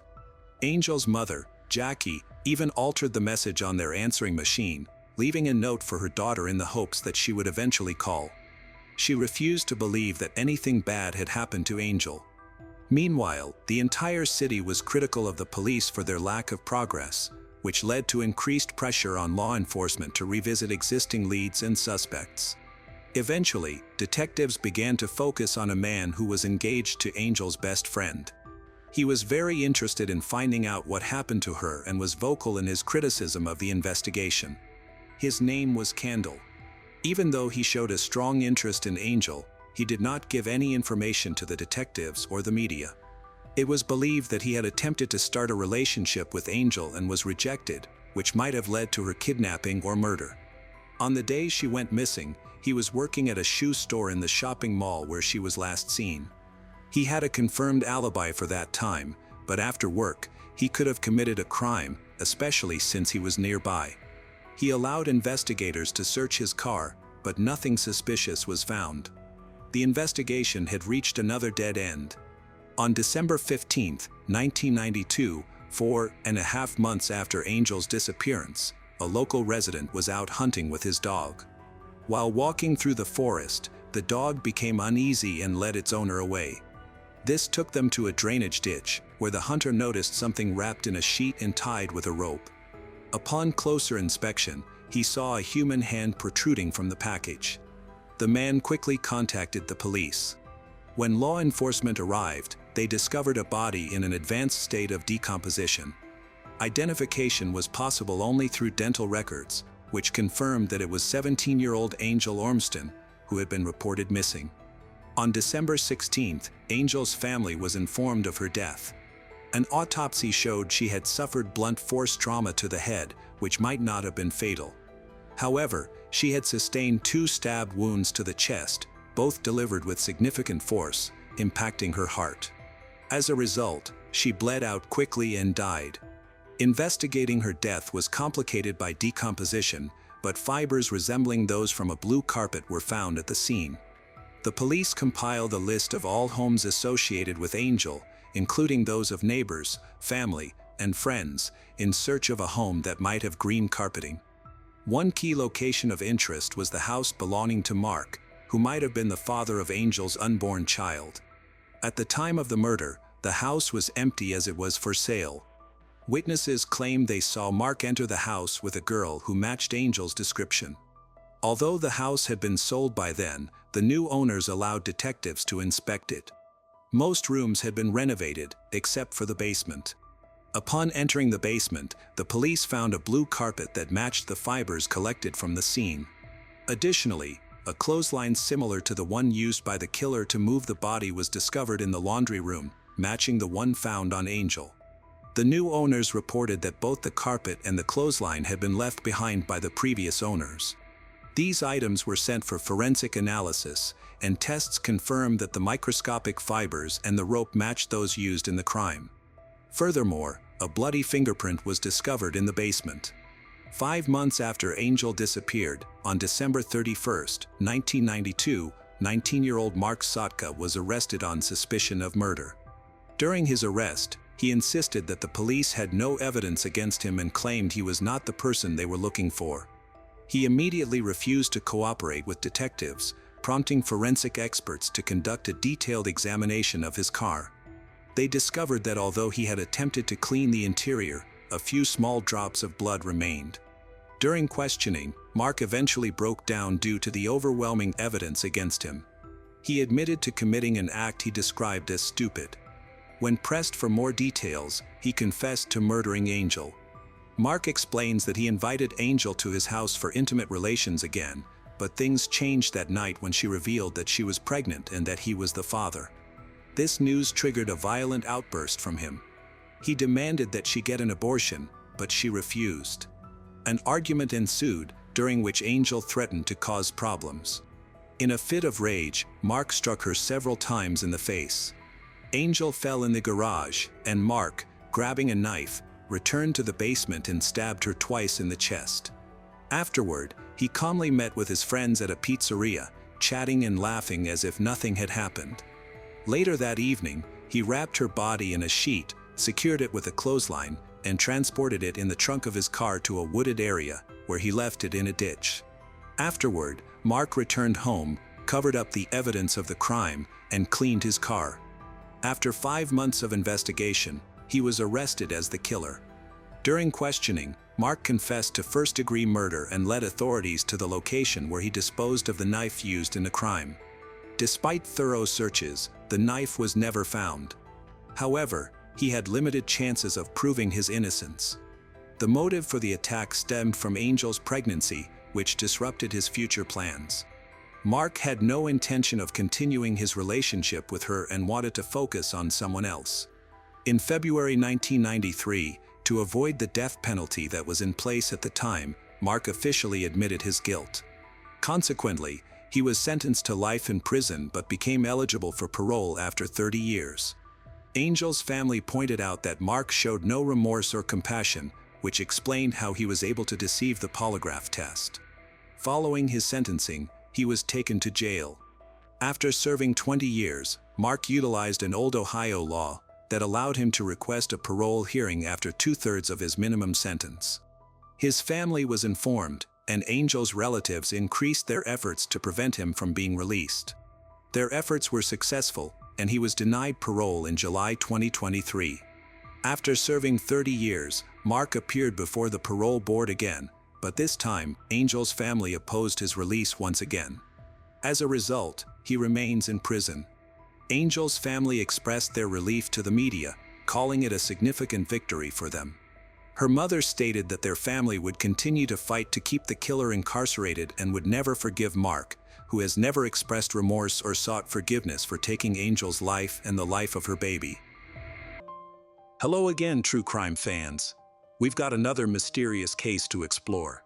The case of Alan Helmick. Alan Helmick, born in 1946 and raised in Colorado, developed a passion for sports, especially baseball, from an early age. After completing his education, he married his teacher, Sharon. Together, they raised a family, welcoming 3 daughters and a son. Alan became a successful businessman, starting a real estate company and then expanding into retail and the automotive industry, which helped his family thrive. Sharon was a devoted homemaker, taking care of the family. Their seemingly perfect marriage lasted for 30 happy years until tragedy struck in January 2003, when Sharon suddenly died of a heart attack. This loss was the deepest shock of Alan's life. He struggled with grief and depression for a long time. Even 2 years later, in 2005, the pain of her death still affected him. To cope, Alan focused on supporting his children and began taking ballroom dance classes, pursuing the dream that Sharon had wanted to share with him just before her death. During the classes in Grand Junction, Alan met Miriam Giles, a 48-year-old dance teacher who had recently moved to Colorado. Miriam had also suffered a great loss. Her daughter had died of an overdose in 2000, which was ruled an accident. Unable to bear the pain, Miriam's husband took his own life while she slept next to him. Hearing her story deeply affected Alan, as he could empathize with her pain, and their relationship blossomed into a romance. After a few weeks of getting to know each other, Miriam moved into Alan's home. They lived together for a few years before getting married in 2006 and started looking for a new place to live. Miriam, a horse enthusiast, convinced Alan to buy a large plot of land with a stable. They eventually found a location that was ideal for Alan, as it allowed him to run his business from an office closer than before. He showed his love for Miriam by showering her with gifts. From the outside, Alan and his wife appeared to be a happily married couple. However, Alan's daughter was concerned about the pace at which their relationship was progressing. Despite this worry, both Alan and Miriam seemed genuinely happy. On the day of the dance competition, Miriam felt unwell. While Alan was busy processing documents and signing papers, she frequently went to the bathroom. Eventually, she walked out to the parking lot where Alan was waiting in his car. Miriam wanted to get some things from the trunk. After opening the trunk and searching for a while, she felt unwell again and hurriedly went back inside. Meanwhile, Alan continued to wait in the car. Suddenly, he noticed smoke coming from the back of the car. At first, he thought it was just exhaust smoke and turned off the engine. However, the smoke became thicker and blacker. Realizing something was wrong, Alan got out of the car and saw a fire in the trunk. He quickly ran inside to get a fire extinguisher. On the way, he met Miriam, who was using a container to get water from the bathroom to put out the fire. The fire department was called and quickly arrived to extinguish the flames. When Alan checked the trunk, he found a burnt rope soaked in gasoline. This raised suspicions, indicating that the fire was intentionally set and not due to a car malfunction. The fire department interviewed witnesses and assessed the scene, concluding that only Miriam could have caused the fire. However, Alan firmly believes that this is impossible, but he could not ignore the possibility that an intruder had quietly approached the car. He refused to believe that his beloved wife would try to harm him, let alone kill him. He dismissed the incident as an accident, although he expressed some doubts. The event was quickly forgotten, and although there was still uncertainty after the fire, the couple's life returned to normal. Unfortunately, during this time, Alan fell ill. He spent most of May in bed, but by June, he was starting to feel a little better. Although he was diagnosed with hypertension, he began to adopt a more active lifestyle. Alan loved life and looked forward to the opportunity to return to the field when he regained his health. After a long illness, he seemed to be recovering. However, he did not answer missed calls. This continued until June 2008, when Alan's daughter attempted to contact her stepmother, Miriam. She was also unable to reach him, so she left a voicemail mentioning her plans to visit her father. Unfortunately, her efforts went ignored. On the evening of June 6, she continued to try to contact her father, noting that she had not been able to reach him for over a week. She called her stepmother back, but there was no answer. In the voicemail, she asked her stepmother to inform her father that she wanted to see him and was concerned about his well-being. Despite living nearby, all of her attempts to contact him went unanswered, making it unclear why she did not go to the farm to check on him in person. At approximately 8 a.m. on June 10, 2008, Miriam left the house to go to the local Walmart. After shopping, she contacted her horse trainer. At approximately 9 a.m., Miriam called her husband, Alan, and left a voicemail saying that she loved him and planned to pick up groceries before meeting him at a nearby Chinese restaurant at 10 a.m. Alan did not respond to her message. Miriam tried to call him back but could not reach him and asked him to call her. By 11 a.m., Miriam was at the Chinese restaurant waiting for Alan. After about 15 minutes, she called him a third time, feeling increasingly anxious and upset that he did not answer. She decided to go home with her groceries. As she entered the laundry room from the garage by her usual route, she was surprised to see an overturned trash can. When she looked around the corner, she saw Alan's legs sticking out. Miriam saw her husband lying motionless on the floor, which frightened her. She dropped her belongings, began to cry, and immediately called the police. She told them that she had returned home from shopping and found her husband dead in the living room. Although she was initially certain that Alan was dead, she followed the operator's instructions to perform CPR. However, she felt it was in vain because he was unresponsive. A patrol car arrived at the Miriam family home. The police found Alan lying on the floor. The officer noted that Alan was cold to the touch and had no pulse. There was blood nearby, and the officer observed several open cabinet drawers and a trash can that had been knocked over. A .25 caliber shell casing was also found. When his wife Miriam was taken away from the scene for questioning and photographs, the police found it odd that she was completely clean, despite her claim that she had attempted CPR on her husband as requested. When questioned, Miriam admitted that she had washed her hands after administering first aid. However, the kitchen sink was found to be completely clean and dry, leading the police to believe that she had lied. They suspected that she had not actually tried to help her husband and had only pretended to do so during the phone call. In addition, her calm and even cold demeanor only added to the police's suspicions. Miriam, who has now been taken to the police station for further questioning, recounted the events of that tragic day from the beginning. She confirmed that she had woken up early, made coffee, and talked to her husband on the terrace. They discussed their plans for the day. After the conversation, she took a shower and made the final adjustments to her shopping list before going out to buy household items. It was a normal day, and she had called her horse trainer and, following his advice, bought carrots for the animals. When she first tried to call her husband, he did not answer, which was unusual for him. After the third call, she became alarmed and slightly angry. When she returned home, she found her husband lying on the floor. Confused as to what had happened, she immediately called the police. Miriam mentioned that Alan's son, Alan Jr., was at their house and had left for work around 6 a.m. The conversation then turned to Alan Jr., who had been living in their house for several weeks. He would come home after his shift. Alan Jr. had a separate room and used a different entrance to his room. He occupied part of the first floor and tended to live in isolation. At the time of the incident, Miriam had not seen Alan Jr. for about 4 days.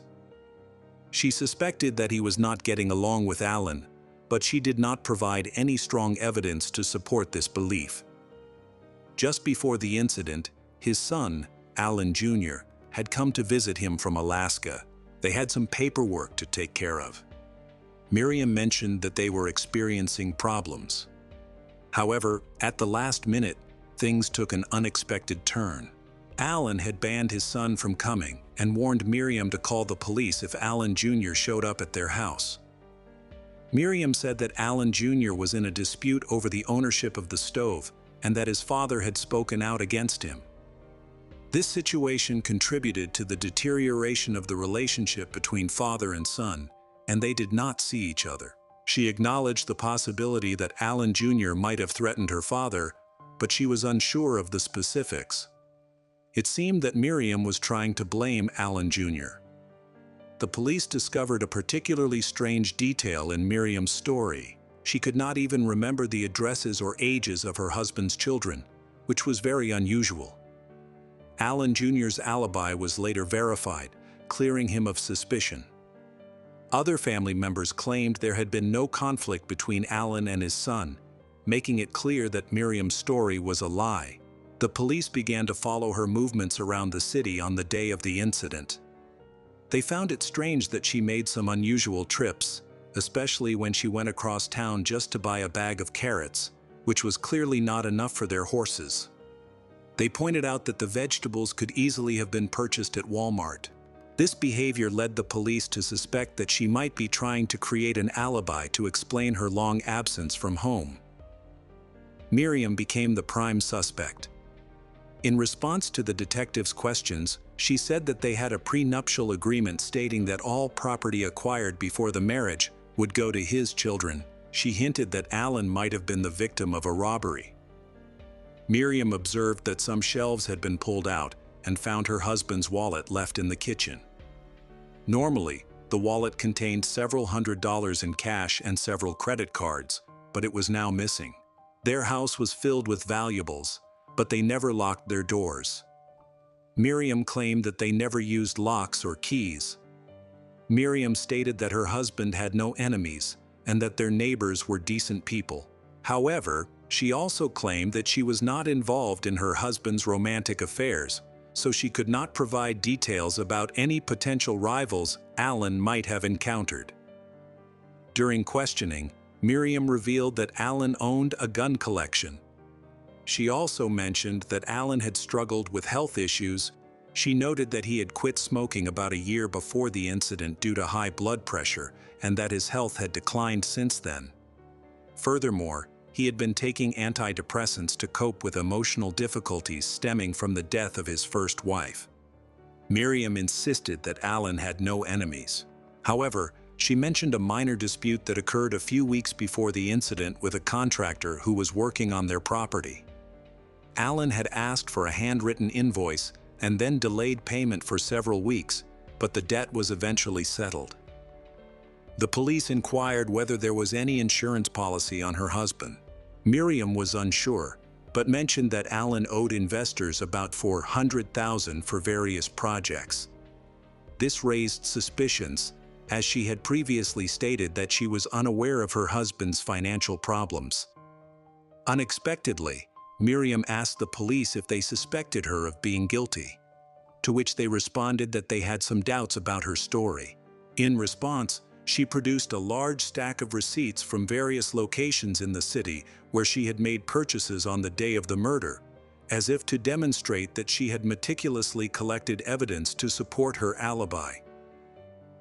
After questioning, Miriam's clothing from the night of the murder was collected and tested for gunpowder residue. She was then released. During the autopsy, the medical examiner discovered a gunshot wound to the back of Alan's head. No gunpowder residue was found on his skin. Alan died instantly from the wound, falling to the ground with bruising on his head, arms, and body. There were no defensive wounds, suggesting that he had been attacked by surprise. Toxicology revealed the presence of caffeine and nicotine, but no alcohol, illegal drugs, or prescription medications were detected. It was clear that this was a homicide. An expert determined that Alan had died several hours before the police arrived at the house, around 8 to 9 a.m. His wife left the house around that time, suggesting that she may have been involved in the crime, but there were no traces of blood or gunpowder on her clothes or hands.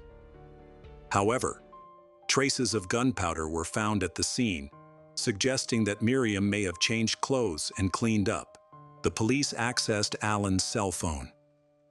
Earlier that morning, his daughter had called him to discuss some documents and a meeting to sign them. There were also calls from unknown numbers, possibly creditors who had contacted him after hearing about the tragedy. In addition, the phone had received many calls from friends and family. To gather more information, the police interviewed the housekeeper, who had known the Allen family for many years. The housekeeper had cleaned the house and had met Allen before his first wife died. She recalled that she had last been to their home on June 9, 2008, just one day before the murder. She confirmed that the door was usually unlocked, allowing her to enter and begin cleaning as usual. However, she noticed that Alan was acting unusually. He was normally very talkative, but that day he ignored her presence and did not even greet her. He seemed very nervous and did not make eye contact when he sat down at the table. Shortly after, a strange man arrived, leading her to believe that there was a problem in the couple's relationship. Unfortunately, she was unable to provide any further useful information. The police decided to look into Miriam's background and discovered some interesting information.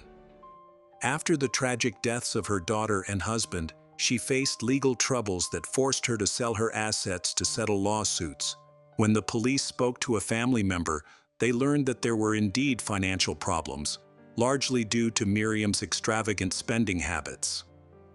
Alan was a successful businessman who provided generously for his children, but the purchase of a horse stable and a dance studio, along with the high cost of maintaining the horses, had left them financially devastated.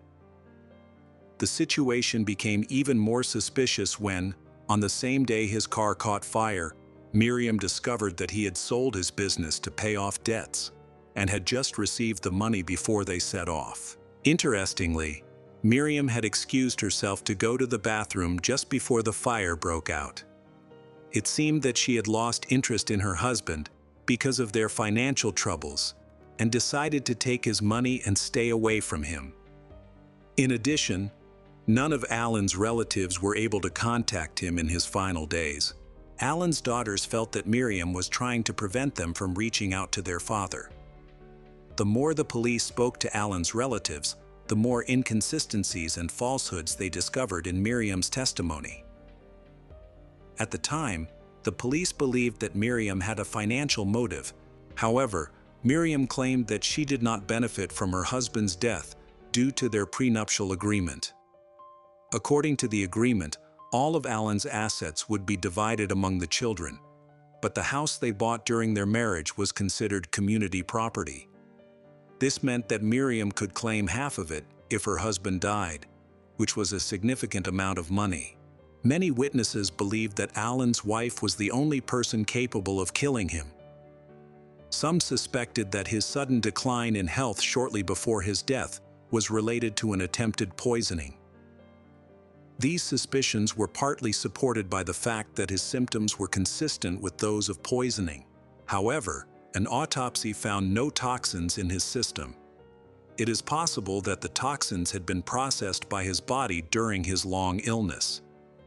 Additionally, another daughter of Alan, who had been living with her father and stepmother for some time, observed Miriam using Alan's mobile phone without permission. Alan's daughter believed that Miriam had disconnected the phone, preventing Alan from contacting his family. This behavior became apparent during the time when Alan's relatives were unable to reach him. The police investigated the deaths of Miriam's daughter and her ex-husband, Jack Giles, and found them to be highly suspicious. The daughter died of a drug overdose, but it is unclear how she obtained the fatal dose.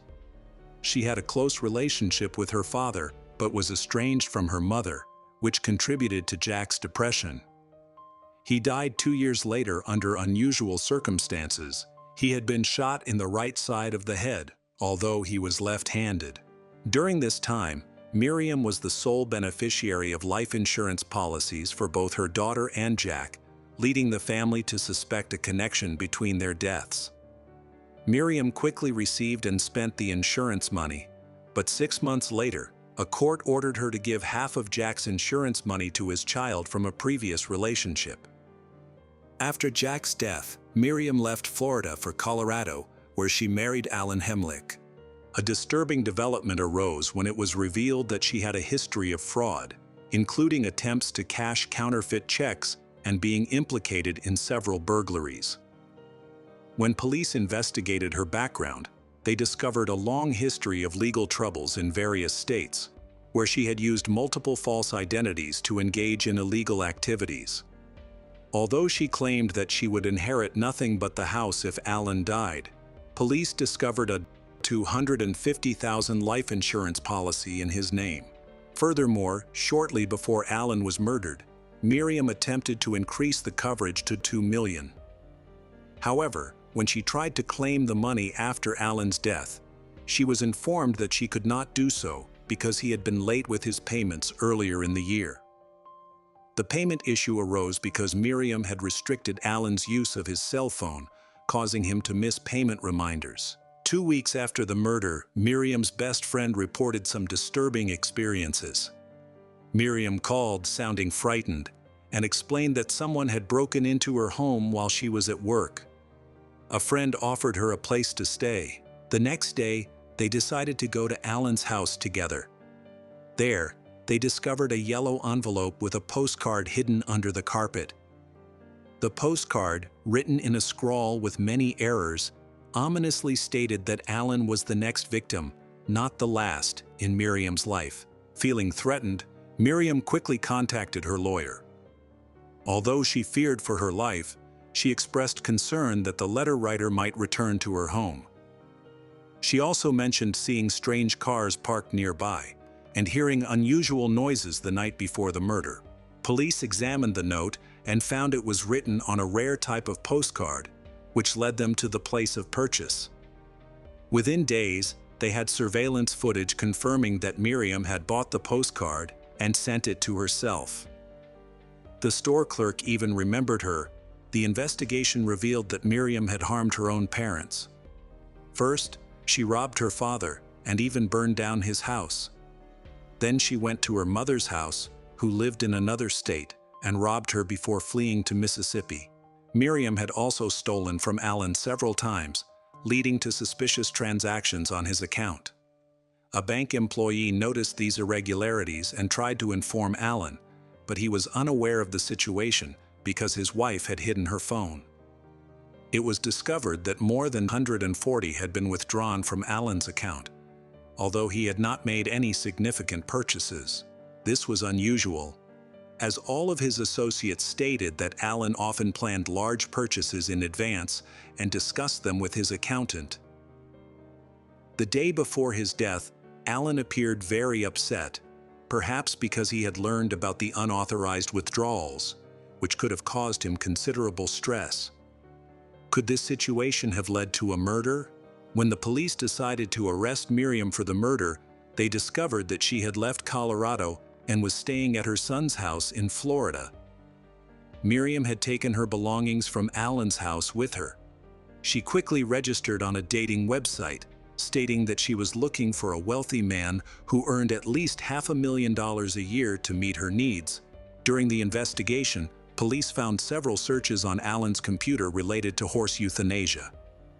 There were numerous searches for medical drugs used for this purpose, including dosages of sleeping pills and poisons, along with information about their dangers.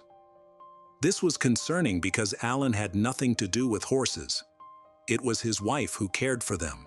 It appeared that she was the one searching for this information, raising suspicions that Alan may have been the victim of poisoning. Police suspicions were confirmed when it was learned that Miriam's family had no sick horses that needed euthanasia. On November 8, Miriam Giles was arrested and charged with first-degree murder. The prosecution had a substantial amount of evidence for the case, but relied heavily on circumstantial evidence. It is believed that Miriam had been trying to kill her husband for a long time. She was also suspected of attempting to blow up Alan's car while he was inside it. This incident may have prompted the police to begin their investigation. At the time, the film No Country for Old Men was popular, featuring a villain who blows up a car. The prosecution theorized that Miriam had been inspired by the film and attempted to kill Alan in a similar manner. A DVD of the film was actually found in their home. On December 12, 2008, bail was set at $2 million, and Miriam remained in jail. It was discovered that she had used several forged documents, including a passport and a driver's license. The prosecutor insisted that her entire life had been based on deception. Many of her statements during interviews were presented to the jury, along with numerous instances of her lying and her extensive criminal record that contributed to Alan's death. However, the prosecution relied heavily on circumstantial evidence to support the murder charge. The defense argued that there was no concrete evidence that Miriam used a gun to shoot her husband, and that the murder weapon was never found. After witnessing the defense's desperate attempts to prove Miriam's innocence, the jury ultimately found her guilty. Miriam Giles was convicted of first-degree murder and arson of her father's house, in addition to multiple counts of document forgery. After a brief deliberation, the court sentenced Miriam to 108 years in prison. The prosecutor's office then attempted to charge her with the murder of her first husband, Jack, as she was the prime suspect. However, the evidence gathered during the investigation was deemed insufficient, and no charges were filed. Hi everyone, thanks for returning. Let's unravel another horrible case. The case of Christy Sheets. Christy was born in 1974 in Decatur, Alabama, a city with a population of around 55,000. She was raised by her mother, Rebecca, a nurse who was a single parent. She attended Austin High School but did not graduate. At school, she was a member of a popular, exclusive teenage clique. It was during this time that she met Jason Sheets, who became the love of her life. Although they were both young when they met, they felt that they would be together forever. Jason Sheets was born in Lawrence County, Alabama, and graduated from East Lawrence High School in Trinity, just 15 minutes from Christy's home. He was an exceptional baseball player, very intelligent, and well-liked. Over time, Jason and Christy became the perfect couple. They married in the mid-90s and later moved to Fort Worth, a city in north-central Texas. There they welcomed two beautiful daughters, Taylor, born in 1994, and Madison, born in 1999. When their eldest daughter, Taylor, was in second grade, the family moved to Fulshear, a quiet suburb in Texas in the southern United States. They were a middle-class family, thanks in large part to Jason's income as a technology consultant at an oil and gas company in Houston. He graduated in 1993 with a degree in mathematics and began his career as a software developer at various companies. Christy, on the other hand, did not have a stable job. She worked as an executive assistant and vice president at a transportation company, and also as a stylist in a beauty salon. In 2015, she took a job as a receptionist at a laser hair removal clinic in Houston. John Hollis, the clinic manager and Christy's boss, sometimes viewed her as a problem employee, with an unstable personality. Christy has an easy-to-listen Southern accent, which often brings a sense of comfort to customers. However, when there were no customers, she would become different and somewhat sad. Eventually, her boss decided to fire her, which caused her to go through a difficult and painful period. As for Christy and Jason's daughters, they are Madison and Taylor. The eldest, Taylor, is a kind and thoughtful young girl. She has many friends and is trusted by those around her. One friend called her a beautiful soul, highlighting her sweetness and kindness. Taylor often babysat for neighbors and even tutored their children in various subjects. For 6 months, she worked at a preschool, where everyone recognized her natural talent for connecting with kids. During this time, she also taught the boys sign language, which she had learned independently. Besides, Taylor is also a talented and creative artist with a great passion for art. She started dating Juan Sebastian in 2011, and the two got engaged in 2013. Meanwhile, Madison, Taylor's younger sister, is a cheerful and positive girl who always brings joy to everyone around her. Since the age of 14, Madison has been a nanny in her spare time. Taylor and Madison had a wonderful time together. They never fought and truly loved each other. Their father, Jason, also cherished his daughters, and they spent a lot of time together. Christy, their mother, adored her daughters. Madison and Taylor, who were everything to her, they were her reason for living. Christy spoke proudly about her girls, frequently sharing their photos on social media as a testament to her love. 2 years earlier, on Mother's Day in 2013, Taylor shared a heartfelt tribute to her mom, Christy, on Facebook. She praised her mother for being incredibly generous, always prioritizing her family without expecting anything in return. Additionally, she described her mother as one of the strongest people she knows, having faced many challenges in life, but always showing love and devotion to her daughter. However, beneath that happy exterior, Christy is struggling with emotional problems. In 2012, Christy lost her grandfather, who had been her main support and mentor, marking the beginning of her emotional decline. Just 2 months later, Christy's mother passed away, leading her to battle severe depression. This condition became so overwhelming that she attempted to end her life 3 times by taking large doses of medication and began drinking excessively. Over time, Christy required ongoing treatment for depression and anxiety, spending the next 4 years in 3 different private psychiatric hospitals. Her life became chaotic, and she even lived separately in a rented apartment away from her family. For Christy, her husband Jason is not only her greatest love, but also her rock during difficult times. Unfortunately, their relationship began to deteriorate. Since 2012, they faced marital issues due to Christy's emotional struggles, leading to multiple breakups. In 2016, Jason decided to move out, believing that divorce was the only solution. By this point, it was clear that the situation in their family was not good. Between 2012 and 2016, police visited their home at least 14 times due to family disputes and requests for assistance. Following these incidents, a specialized police team was assigned to monitor the family. Additionally, the Sheriff's Department's crisis management team intervened. In one 911 call in November 2015, someone requested police assistance to check on their home, as they had heard that the occupants might be intoxicated. However, it turned out that the issue was a verbal argument between Jason and Christy, with no physical violence involved.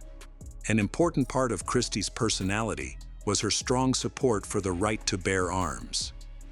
Although she applied for a weapon license, the state denied her request due to her mental health history. Nevertheless, she inherited a weapon from her maternal grandfather. The presence of weapons in the house made Taylor feel uneasy. She confided in a childhood friend that it caused her anxiety, especially given her mother, Christy's mental health issues. On Friday, June 24, 2016, Jason celebrated his 45th birthday. He spent most of the day with one of his daughters and communicated with Christy about the next step in their relationship. He was considering officially ending the relationship. When he got home, he found Christy sitting in the backyard and informed her that he had decided to file for divorce. Christy had difficulty accepting that her life would never be the same again, and no one could predict what would happen next. Jason went to the other side of the house, and then Christy called a family meeting. He thought this meeting would be to announce their divorce. Around 5 p.m., Jason and Christy started arguing again as everyone gathered in the main room. Jason could no longer hold back and finally expressed what had been on his mind. He wanted a divorce. He told Christy that this would be the last birthday he would let her ruin. The tension escalated. The argument intensified because Christy was angry with Taylor for supporting their divorce. Christy decided to punish Taylor by forbidding her from seeing her boyfriend, even though they were supposed to get married the following Monday. Jason disagreed with Christy, finding it unreasonable to punish Taylor. As soon as the situation escalated, Christy suddenly grabbed her maternal grandfather's weapon from under the couch cushion and pointed it at Jason. She accused Jason of forcing her to do the act and insisted he should suffer the consequences. Jason was extremely scared and begged her not to take action. Amidst her chaotic emotions, Madison managed to call 911 for assistance. Meanwhile, Jason desperately begs Christy not to pull the trigger, urging her to think of their daughter. He assured her they would do anything she wanted, but Christy, clearly agitated, replied that it was too late. During the call to emergency services, screams could be heard from Jason and their daughters. One daughter cried out, "Please don't do this. Forgive them. Don't do it." But her pleas were ignored by her mother, Christy. As Jason tried to calm Christy, she began attacking Madison and Taylor. By that time, the police were already en route. Jason ran behind the couch, trying to help his daughters escape, but it was too late. Christy attacked Madison in the neck. As Madison attempted to flee out the front door, she lost consciousness and died from her injuries. Christy then pursued Taylor, who was also injured and trying to escape. In that moment, Taylor reached out to 911, struggling to explain the situation and mention her injury, but the dispatcher could only hear sounds of distress before the call abruptly ended. The neighbors were in shock at what was unfolding. One of them attempted to call 911 and explain the situation. The neighbor reported that 2 individuals had wounds from weapons and that a woman with a weapon was coming out of her house. Later, the neighbor stated that the people involved in the shooting lived next door and that he was trying to safeguard himself and his family because the armed woman was still outside. Christy then attacked Taylor again, who was lying in the middle of the street as neighbors watched in shock from their homes. At the same time, Jason ran to the end of the street, calling for help. Throughout the incident, Christy appeared calm and emotionless. In total, she inflicted 3 wounds on Taylor's head and back. At this point, the police arrived on the scene. They ordered Christy to surrender her weapon, but she refused. In response, one of the officers attacked her, ending her life. A helicopter transported the critically injured Taylor to Texas Medical Center, where she later died from her injuries. Jason was not attacked during the incident, but he was taken to a medical facility because he was in shock and unable to process what had happened. A few days later, Taylor and Madison were laid to rest at the Memorial Cemetery in Decaturina, Alabama. This tragic case has garnered significant attention in the United States, particularly after authorities released the emergency calls made by Taylor and Madison during the attack. Friends and family were shocked, as they viewed Christy and her children as a happy family without any apparent issues. Many questioned what could have driven Christy to commit such a horrific act, and why she would deliberately kill her own daughters. Jason was devastated by the loss of his daughters at the hands of his wife. A few days after the tragedy, he told the police that Christy seemed intent on making him suffer. Despite having the opportunity, she did not harm him. Jason believed she wanted him to live with the pain of her actions, which led him to conclude that her motive for killing their daughters was to inflict suffering on him. This suggested that Christy was determined to kill their daughters that day. Evidence supporting this theory includes her hiding the weapon between the sofa cushions, indicating she planned to gather the family and then use the weapon. A friend mentioned that she always sensed something would happen, but she never expected Christy to take such action, describing Christy as toxic to the family. Because people loved Madison and Taylor, their tragic fate caused pain for many. This case continues to shock people because despite Christy's emotional struggles, she had no history of violence or aggressive behavior. Almost a week after the attack, Jason shared a series of photos of his daughters, Madison and Taylor, on Facebook. In September 2016, Jason gave a television interview where he stated that the power of God helped him cope with the loss of his daughters. He expressed that he had nothing positive to say about Christy, as his love for her had faded long ago. Although he felt immense sadness, he spoke calmly about how he could never escape the memories of that day. The story of Christy's family is still heartbreaking to hear. It serves as another reminder of the underlying mental health issues, but no one could have predicted the outcome. Christy turned her deep love into hate, leading her to kill her own daughters. Her actions were meant to ensure that her husband would suffer a lifetime of painful memories. Truly horrifying. On April 27, 2024, the quiet community of Myrtle Beach, South Carolina, was shaken to its core by the devastating death of 30-year-old Micah Miller, a vibrant and ambitious woman who was found dead in Lumber River State Park, North Carolina. She had been married to a local pastor, John Paul Miller, for nearly 7 years. However, the picture-perfect facade of their relationship hid a much darker truth. What secrets lay hidden within Micah and John's marriage? How could a man of God allegedly commit such a profound betrayal of trust? Micah and John first crossed paths when she was just 14 or 15 years old, as she and her family began attending the Solid Rock Church in Myrtle Beach, South Carolina. At that time, John was serving as the leader of the youth group in the same church. Despite the significant age gap, John was 28 years old when he first met Micah. The two developed a friendship. When Micah turned 18, it was John who officiated her marriage to one of his friends. Both Micah and her husband were involved in the church, with Micah having several responsibilities, including working with the media team while her husband was in charge of the sports ministry. After some time, Micah became John's secretary and babysitter for his growing family. John was already married and was the father of 5 children. One day, while Micah was babysitting for John's kids, his wife discovered her husband and the babysitter in a compromising position. It was clear that the two had developed feelings for each other. The fallout from this revelation was swift. Both Micah's and John's marriages ended in divorce in 2016. Just 2 years later, the 23-year-old Micah found herself thrust into a new role as the stepmother to John's 5 children, becoming the pastor's wife. In her position, Micah took on even greater responsibilities within the church, leading worship, overseeing the women's and youth ministries, even traveling abroad on mission trip. Her dedication to her faith and the congregation was evident, but the true nature of her relationship with John remained shrouded in darkness. As Micah's role within the Solid Rock Church grew, so did the allegations of abuse and manipulation that she endured at the hands of her husband. According to Micah's own sworn affidavit, she was subjected to a torrent of mistreatment, including emotional, spiritual, financial, and even physical abuse, throughout her marriage. Micah's family and friends would later come forward with harrowing details of the torment she faced, alleging that John had hacked into Micah's personal accounts, sending messages designed to discredit her. Despite the overwhelming control John exerted over Micah, she refused to be cowed.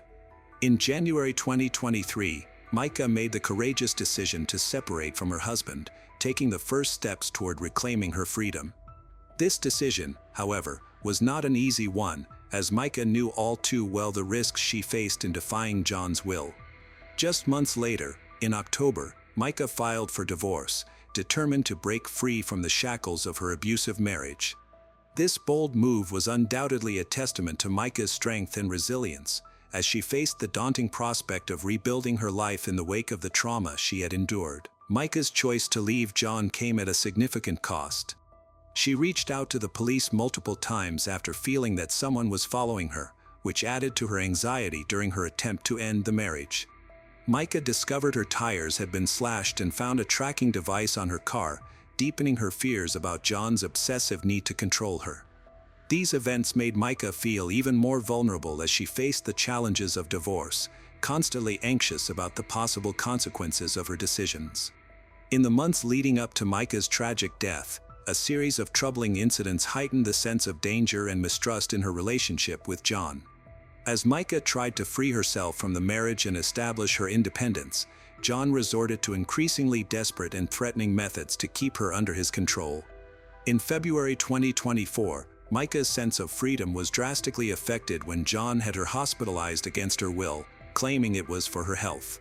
He alleged that she wasn't taking her medication properly, using this as a reason for her forced admission to a psychiatric facility. However, Micah's family and friends saw through John's deceit, believing he had exaggerated her mental health issues to gain more control over her. As the divorce proceedings progressed, Micah applied for spousal support, with a hearing set for June 5. This action was a bold statement, indicating that she would not allow John to manipulate her finances indefinitely. However, tensions mounted between them in mid-March when Micah asked John for $2,000 for a trip. John refused her request, suspecting that she would not use the money for its intended purpose. He had ongoing control over their financial decisions. At the same time as this financial dispute, John used his power of attorney to have Micah hospitalized.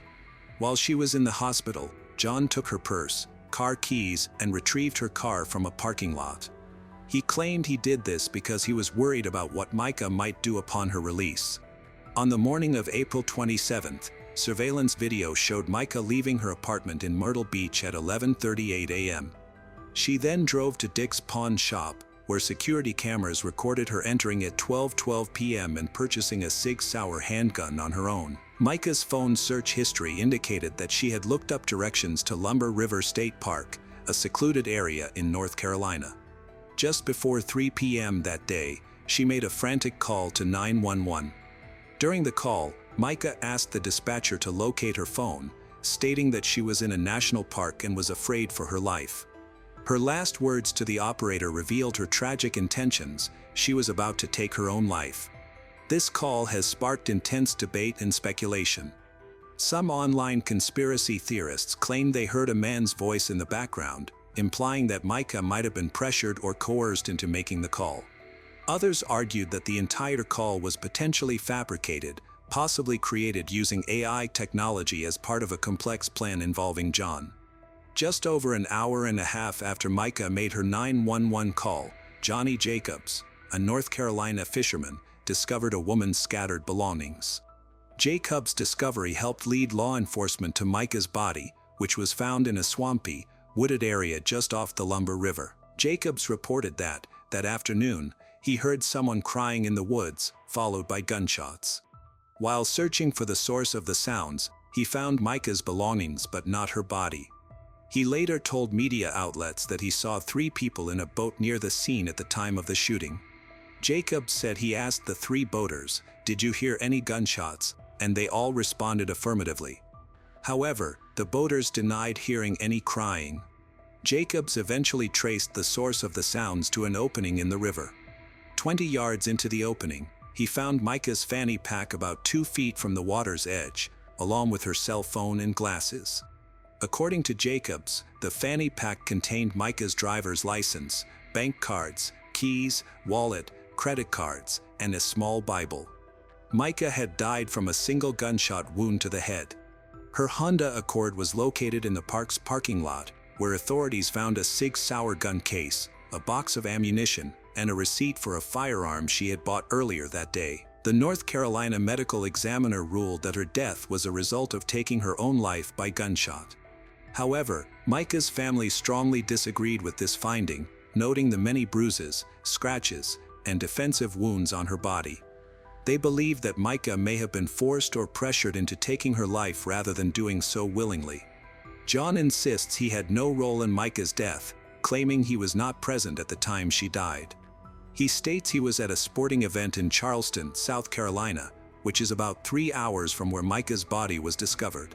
Several eyewitnesses have confirmed that he was at the event. His vehicle also was seen traveling on Highway 17 in Horry County at 2:22 p.m. on April 27th. The investigation into Micah's death faced challenges due to many inconsistencies and unanswered questions. For example, the presence of multiple shell casings at the scene raised suspicions that Micah could have been the victim of foul play instead of a self-inflicted gunshot wound. Additionally, Micah's family and friends believe her actions and behavior in the days before her death did not reflect someone contemplating end one's own life. She had a hair appointment scheduled for the following week and was planning to go to church with her family the Sunday. The investigation into Micah's death involved both the Robeson County Sheriff's Office and the FBI, who worked together to gather evidence and understand the circumstances of her death. However, public demand for justice grew stronger, as Micah's family and supporters did not believe the official claim that she committed end one's own life. A key focus of the investigation was the suspicion of John's possible involvement in her death. Allegations of abuse, manipulation, and financial misconduct in their marriage contributed to the belief that there was more to the story. As the investigation progressed, John's behavior and comments raised further doubts about his role in the tragedy. Reports described him as increasingly erratic, with actions and statements that seemed aimed at confusing, manipulating others. Just a day after Micah's body was found in the Lumber River, John made an alarming announcement to the Solid Rock Church congregation. Instead of addressing them with the seriousness the situation warranted, his tone was casual and disconcerting. He began by stating that there wouldn't be an altar call that day and asked everyone to stand for an announcement. John then instructed the congregation to leave the church quietly and not to talk about the announcement while still inside. In a strange turn of events, he urged them to keep attending church and fulfilling their responsibilities, mentioning that he would be taking a break for several days or weeks. He then shocked everyone by revealing that his wife had died, claiming it was self-inflicted and had happened in North Carolina. John's behavior during this announcement was troubling. He seemed to be fueled by adrenaline, requested the congregation to pray for him and his children. He also mentioned that Micah had been struggling mentally and needed medication. His comments were particularly alarming because Micah's body had only been discovered less than 24 hours earlier. The coroner had not yet determined the cause of death. Meanwhile, the Robeson County Police were still investigating the case as a suspicious death, yet John had already labeled it a suicide, attributing it to Micah's mental health issues, despite the significant evidence of abuse and manipulation that had existed in their marriage. John denied any wrongdoing, asserting that the allegations of abuse were untrue and that he never harmed Micah. However, Micah's family and friends saw through his claims and refused to believe him. After Micah's death, John's actions raised further alarm. He insisted on immediate cremation and would not allow her family to see her body unless they complied with his demands. Adding to the growing suspicion, John hired a lawyer and sent letters demanding an end to the accusations against him.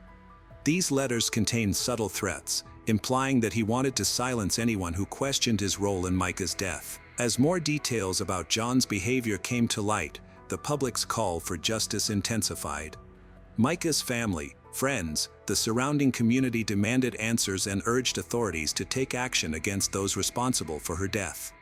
As the investigation into Micah's death progressed, the FBI and U.S. Attorney's Office became involved, bringing their resources and expertise to the case.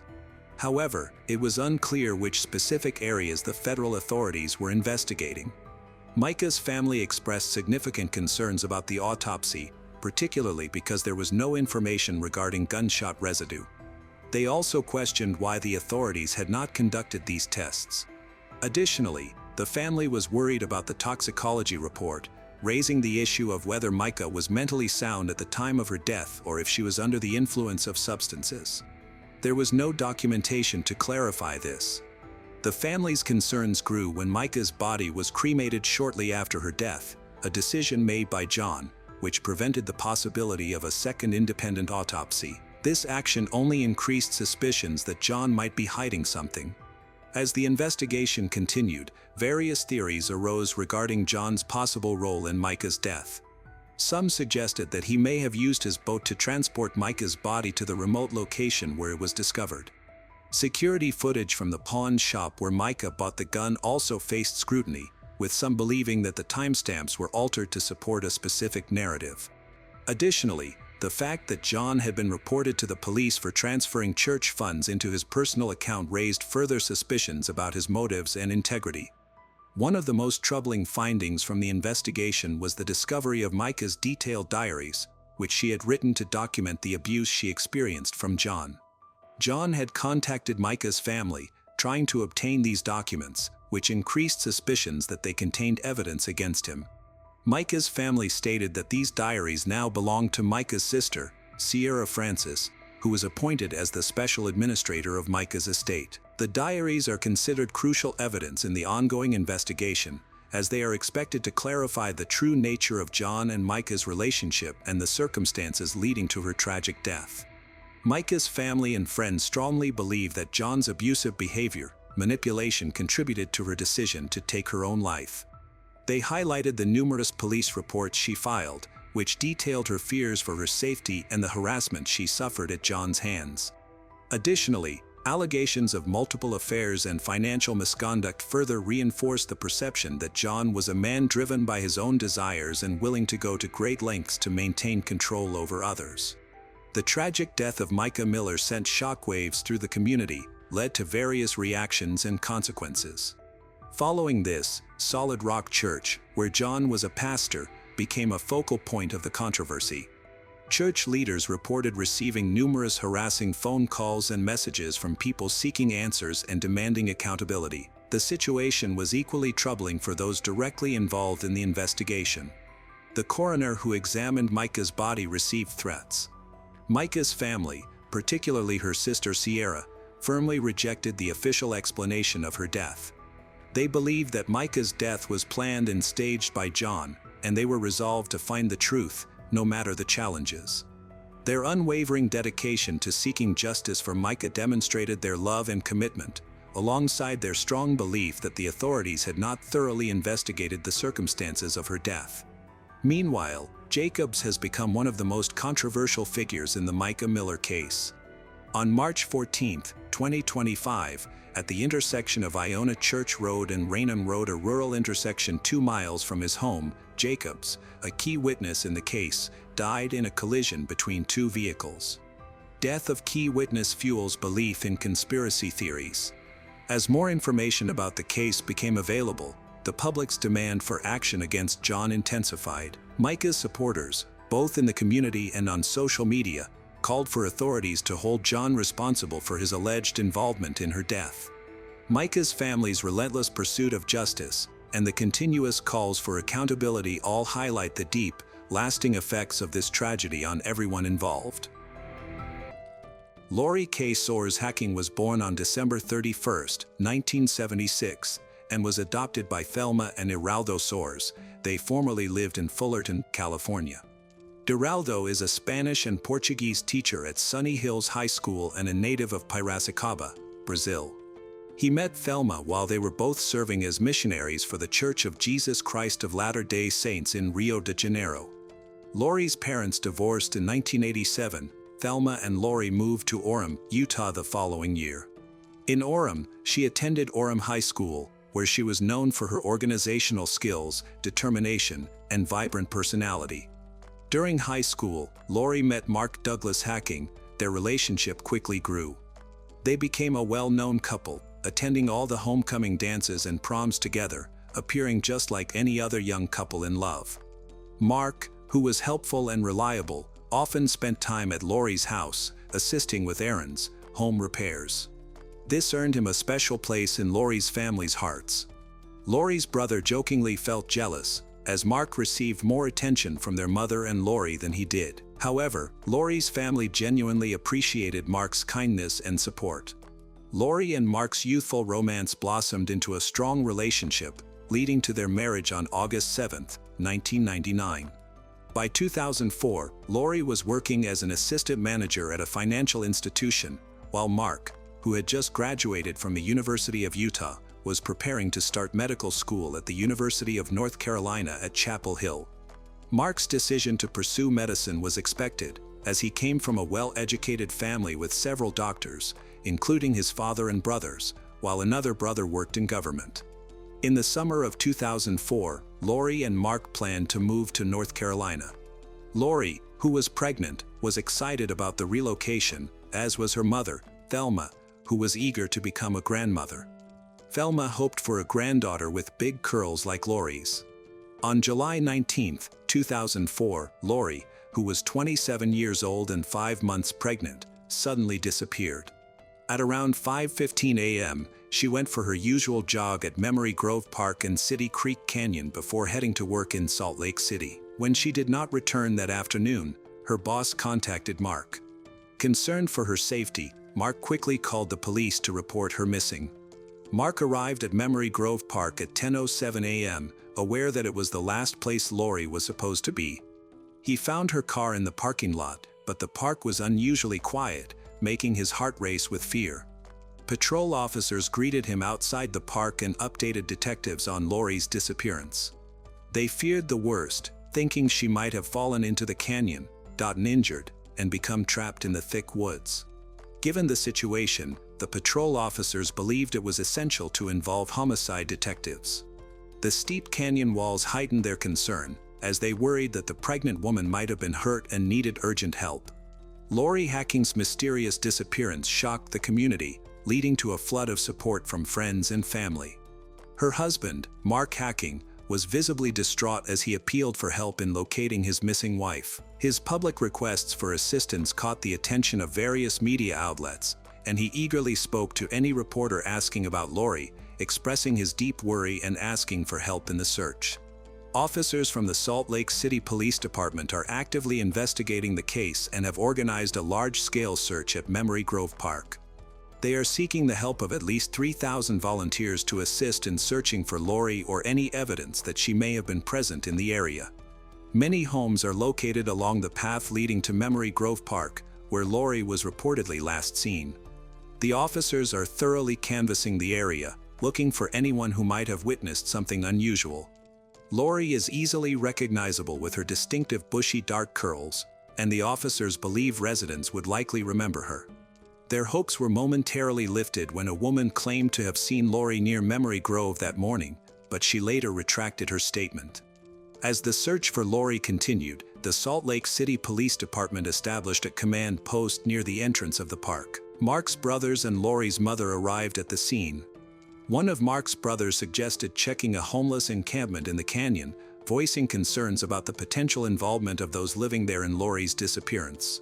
The detectives understood the importance of exploring all avenues and decided to investigate the encampment. There are no suspicious signs here. They realized that uncovering the truth would be challenging and that every detail needed thorough examination. Detectives arrived at Mark and Lori Hacking's home. They were already aware that in many missing persons cases, the partner is often the primary suspect.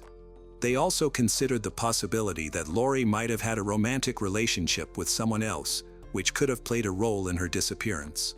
The detectives asked Mark for permission to enter their apartment and to obtain a recent photograph of Lori for their missing person flyer. Mark agreed, allowing them to enter the apartment.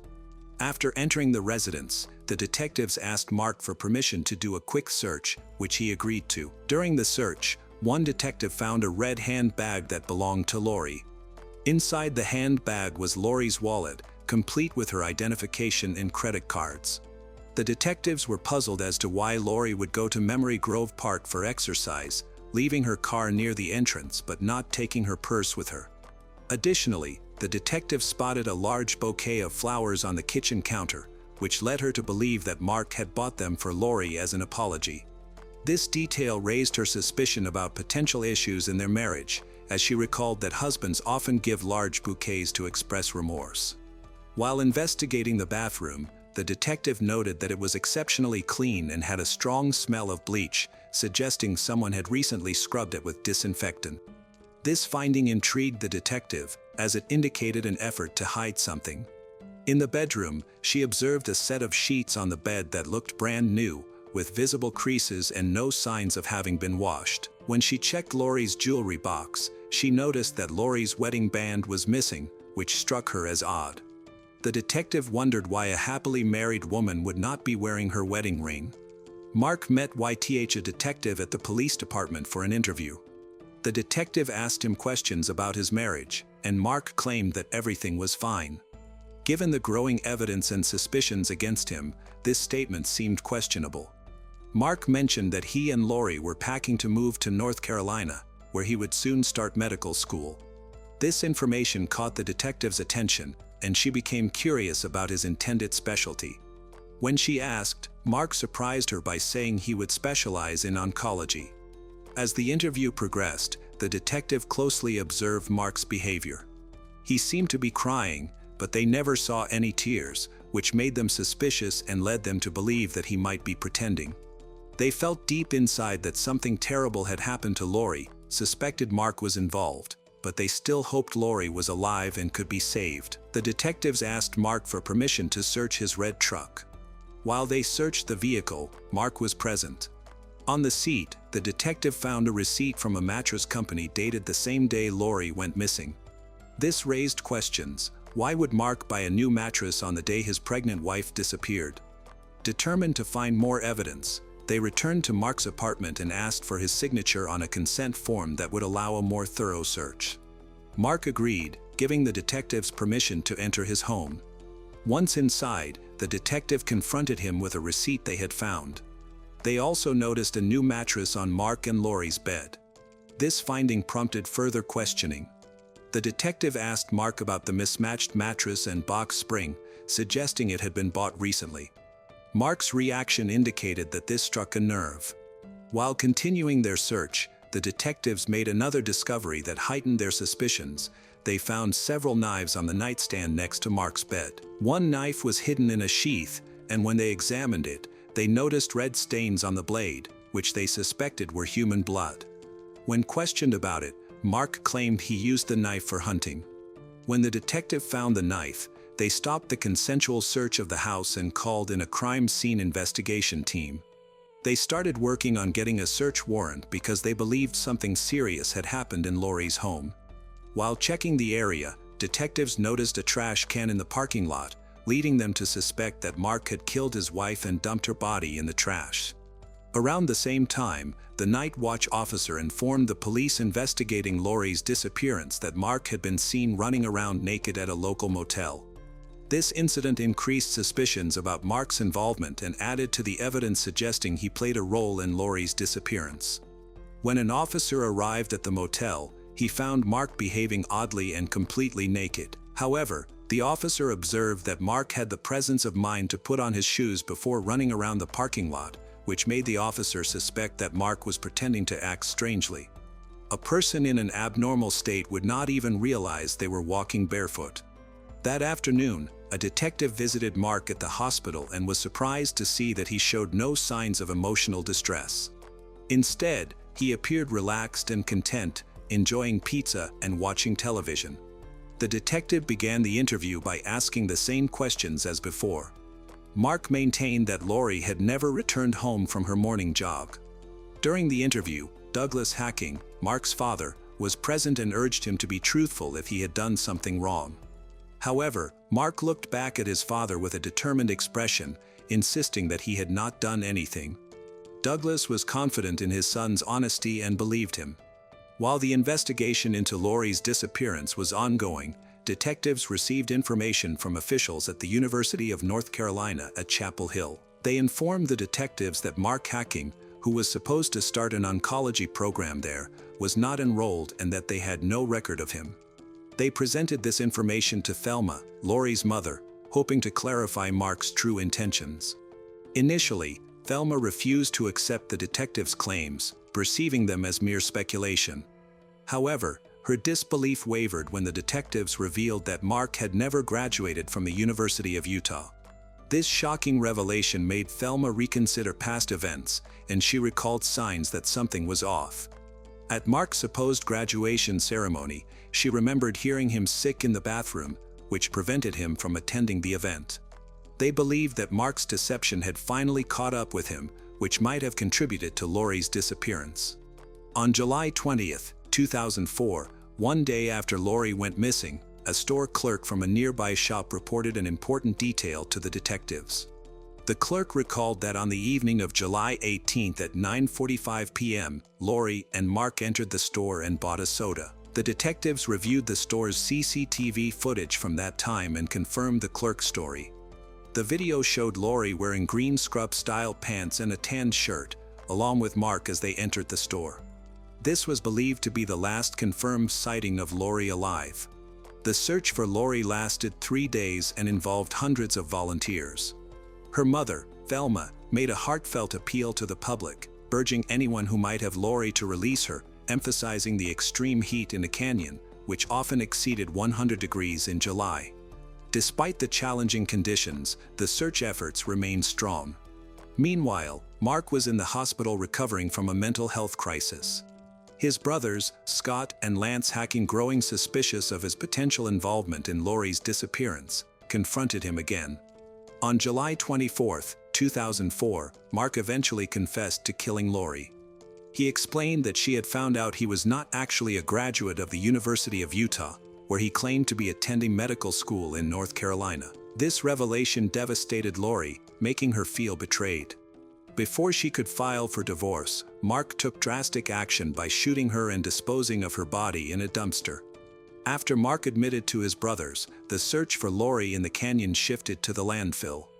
Nearly 30 officers were sent to the 10-acre landfill to search for her body. In the 2 days following the disposal, they had to sift through a massive amount of waste. First-degree murder charges were filed against Mark Hacking on August 9, 2004. The search for Lori was extensive and physically challenging, especially with the high temperatures. Many agencies and professionals worked together in this effort. They used cadaver dogs and equipment like earth movers to help find any evidence. These tools were essential in narrowing down the search area and uncovering important leads. On October 1, 2004, at 8:20 a.m., human remains were discovered in the landfill. This was a major breakthrough in the case, bringing hope for answers regarding Lori's disappearance. The remains were carefully examined and identified using dental records, confirming that they belonged to Lori Hacking. This information provided a clear conclusion to the search, offering some closure for her family. On April 15, 2005, Lori's husband, Mark Hacking, pleaded guilty to first-degree murder. He was sentenced on June 6, 2005, to 6 years to life in prison. The Utah State Board of Pardons later stated that he would not be eligible for parole until 2035. That means Hacking will face a minimum of 30 years in prison. Board Chairman Mike Sibbett emphasized that the hearing does not guarantee a release date. He stated that there were several aggravating factors in Hacking's case that merited a stay. He emphasized that Hacking obstructed justice by disposing of Lori's body and falsely claiming she was missing. In honor of Lori, her family chose to remove Mark Hacking's last name from her headstone. This decision aimed to celebrate Lori's memory and assert her independence in light of Mark's actions, emphasizing her individuality and the strength she showed throughout her life. A year after Mark Hacking was convicted of murdering his wife, Lori Hacking, it was revealed that he had been involved in illegal activities while in the Central Utah Correctional Facility in Gunnison, Utah. He was found to be selling personal items, such as autographed memorabilia and other prison-related items, on a website called Murder Auction. Initially, Mark denied the allegations, but later, after an investigation, he agreed to stop his online sales. This revelation caused public outrage and raised new concerns about the integrity of the prison system.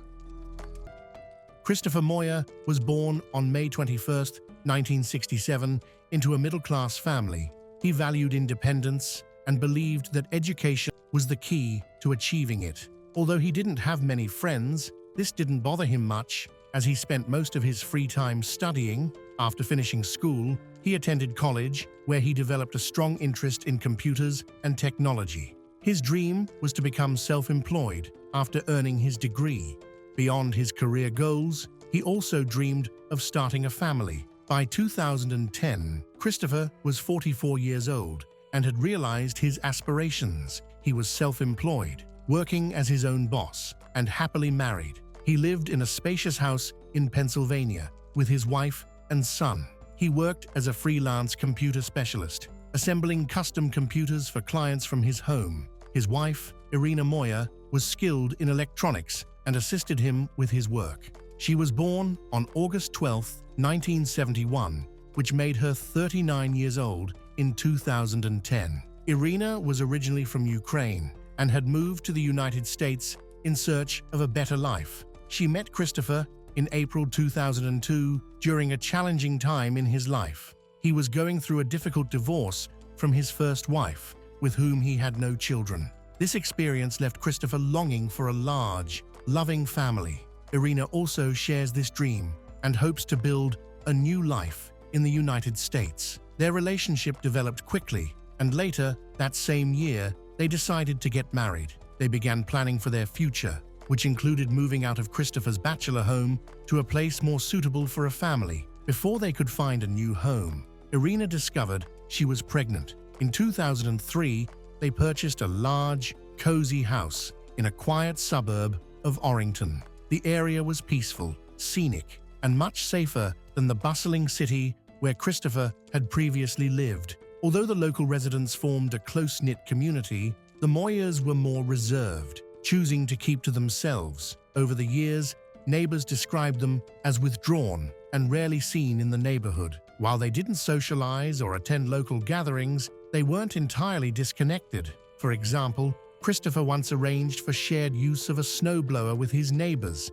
However, in most cases, the family preferred solving problems independently. On September 25, 2003, Irina gave birth to their first and only child, Dylan Moyer. By 2010, Dylan was 7 years old and thriving in school.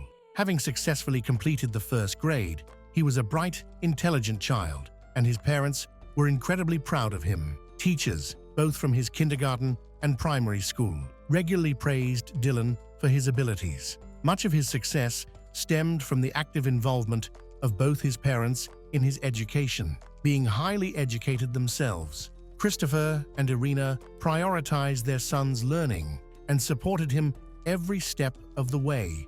While they avoided participating in the neighborhood's social life, they always attended school meetings together, demonstrating their dedication to helping Dylan succeed in both academics and life. Christopher was known as a calm, grounded individual, and his wife, Irina, shared many of his qualities. Both were thoughtful and quiet, preferring action over conversation. Their closest neighbor, Rose Radziul, knew them better than anyone else in the area. Although they were on friendly terms, Rose described Christopher and Irina as reserved, meek, and silent. Their interactions with her rarely extended beyond simple greetings and polite exchanges.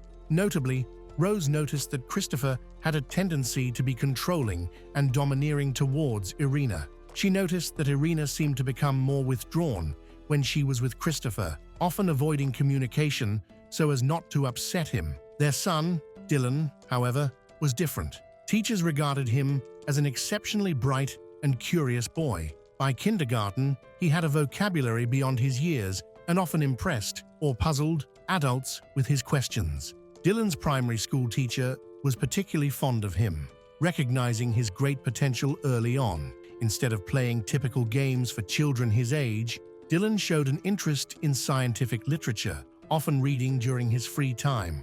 Like his parents, he was not highly social, but he maintained good relationships with his peers. Irina was described as a loving and devoted mother who prioritized her son's well-being and development. Despite her shy and unsociable personality, Christopher, similarly, was regarded as a caring father, deeply invested in Dylan's well-being. According to relatives, the family had created a warm and nurturing home environment, rooted in love for each other and their child. A few months before the tragedy, the family had even taken a trip to Disneyland, making the events of June 17, 2011, all the more shocking.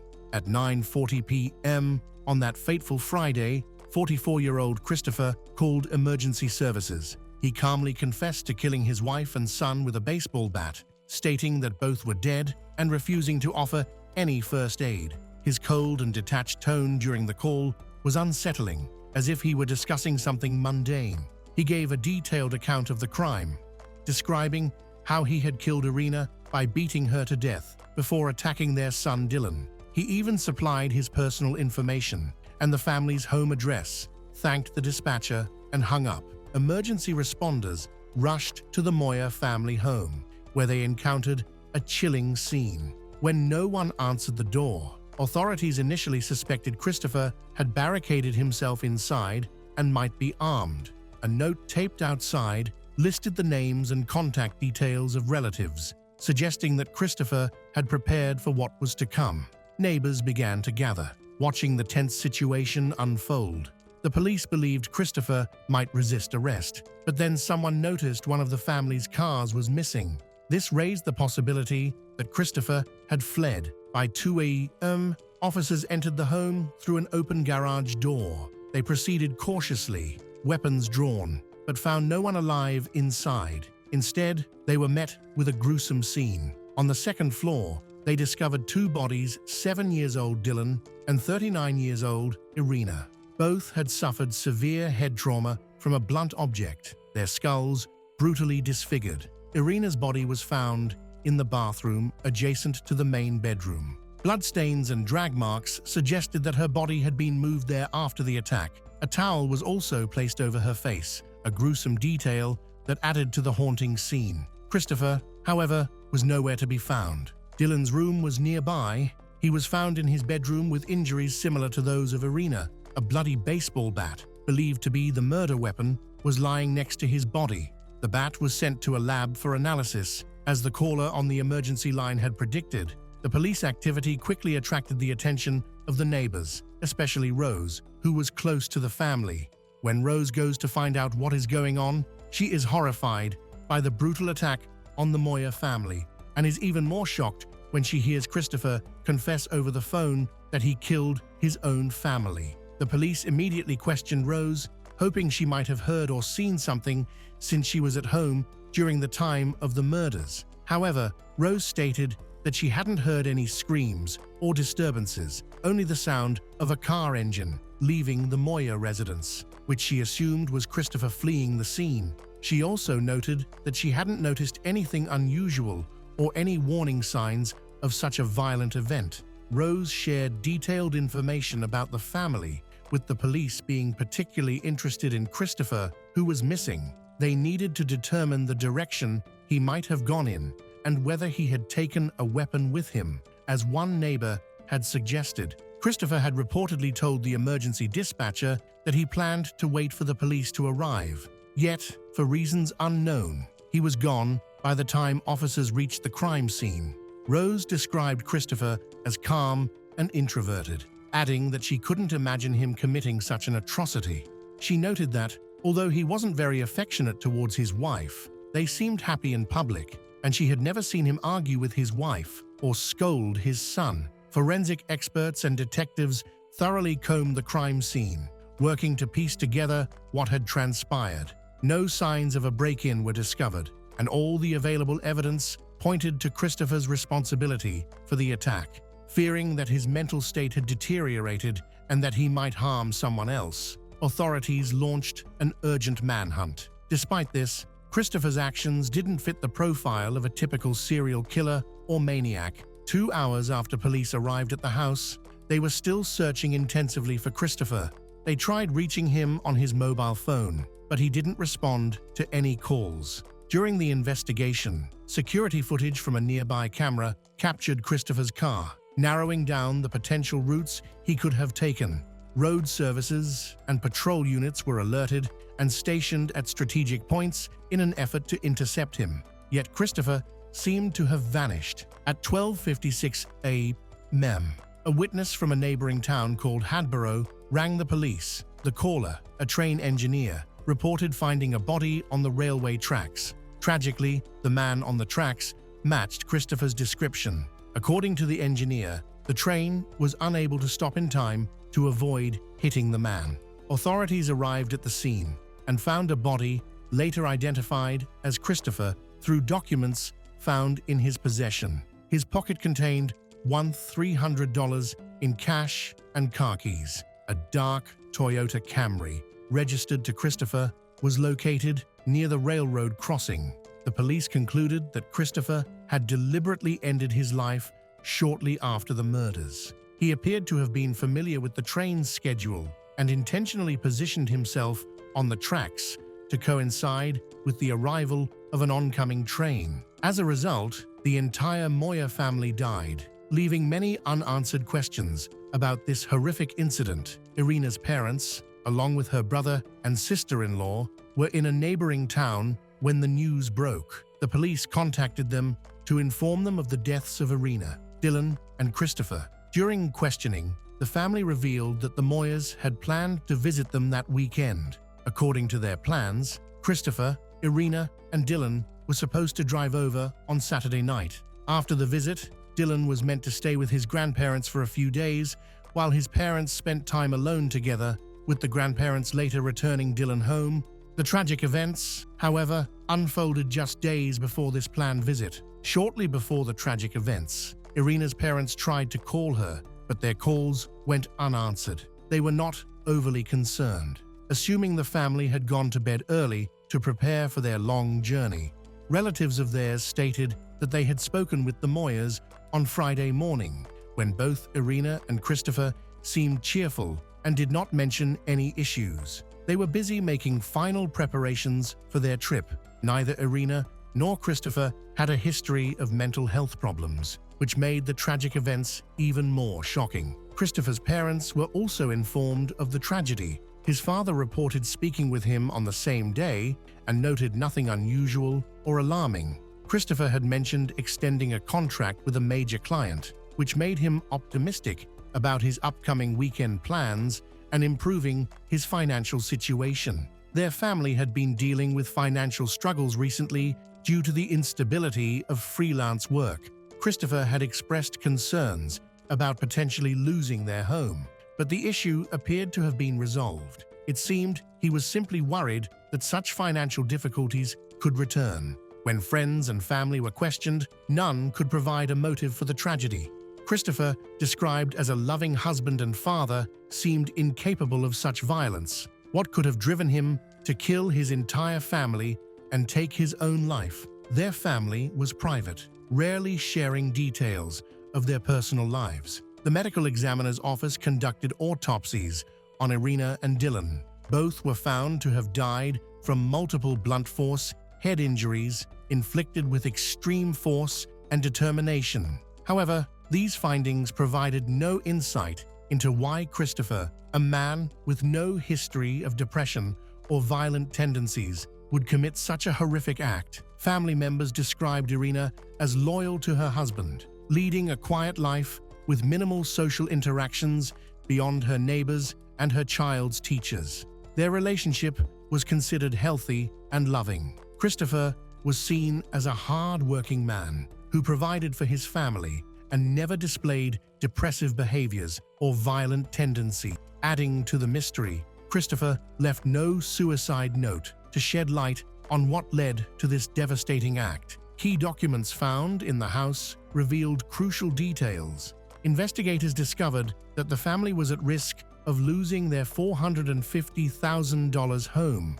Christopher had received a foreclosure notice just days before the tragedy, and they lacked the funds to resolve their financial troubles. This crushing reality may have driven Christopher to despair. It is believed that he had planned to harm himself, but in his state of anguish and loss of reason, he could not bear to leave his wife and children to face poverty and hardship.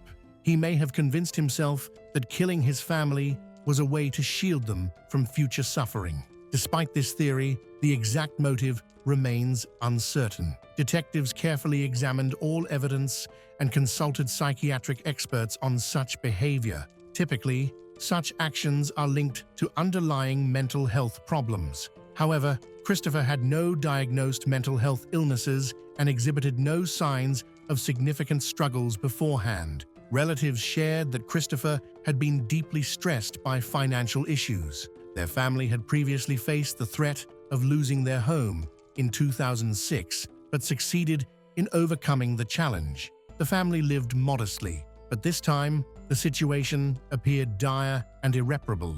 There was no evidence to suggest that Christopher had been struggling with severe mental health issues or that he had planned the tragedy long in advance. Experts instead believe the decision may have been impulsive, driven by the overwhelming tension that Christopher had quietly been battling on his own. Christopher's father was aware that his son would never seek help from a psychiatrist, no matter how severe the situation became. There had been a suspicion that Christopher might have used illegal substances, but this was proven false. Toxicological tests confirmed that his blood was clean. However, this detail provided another clue. Christopher was not taking any prescribed medication, indicating that he had avoided seeking medical help for his anxiety or other possible issues. The forensic investigation continued, uncovering troubling evidence. The blood found on a baseball bat near Dylan's body was identified as belonging to both Dylan and Irina. Fingerprints on the other end of the stick showed it was Christopher's. Besides, footprints and additional evidence from the family home allowed investigators to piece together the tragic sequence of events. The Friday morning when the tragedy unfolded had seemed normal, but Christopher had likely already made his decision. A trip was planned for the following day, and his wife and son went to bed early that evening. Christopher, however, stayed awake, unable to sleep. At some point, he retrieved a baseball bat from the garage and waited for his family to fall into a deep sleep. He did not want to make noise or raise suspicion. Christopher's actions suggested that he wanted to carry out his plans swiftly, though calling it humane would be a stretch. He first entered the bedroom he shared with his wife and attacked her suddenly. The first blow to her head caused fatal injuries, leaving her unable to scream or resist. Christopher proceeded to strike her multiple times, breaking her skull. He likely believed that ensuring her death quickly was necessary. Irina succumbed to internal bleeding within minutes, and forensic evidence showed that she had no defensive wounds, indicating she had been caught completely off guard. Next, Christopher turned to his son, Dylan, who was asleep in his room. He killed him in the same manner, with the boy unaware of what was happening. Afterward, Christopher dragged his wife's body to the bathroom adjacent to their bedroom, leaving a blood trail behind. The reason for this act remains unknown. Additionally, he covered her face with a towel, a gesture often associated with remorseful killers who cannot bear to look at the consequences of their actions. After the murders, Christopher did not immediately call emergency services. Instead, he wrote a note listing the contact information of family members, presumably to assist authorities in reaching them.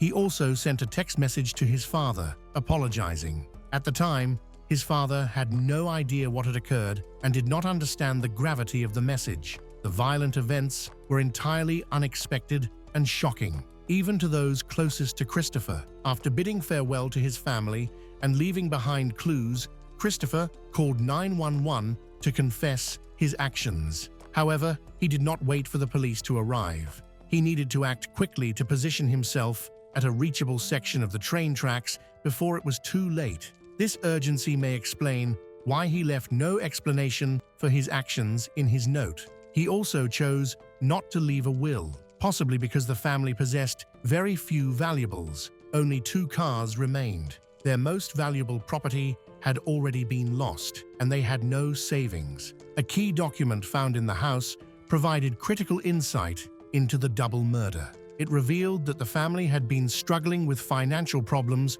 for an extended period. Christopher's freelance work was insufficient to support a family of 3. Years earlier, he had faced the risk of losing their home for the first time.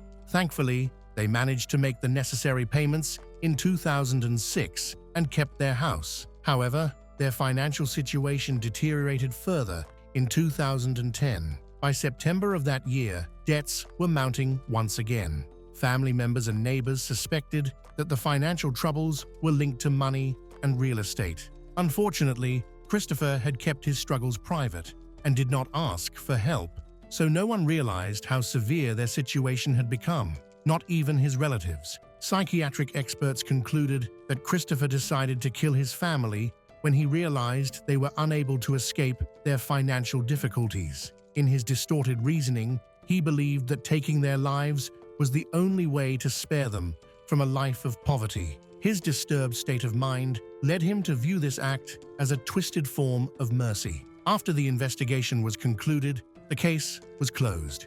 Irina and Dylan Moyer were buried together in Pennsylvania, near a city nearby. There is less information available about Christopher's funeral, but it is known that he was buried separately, far from his wife and child. Irina's family insisted on this, as they believed it was unfair to bury the murderer with Irina and Dylan.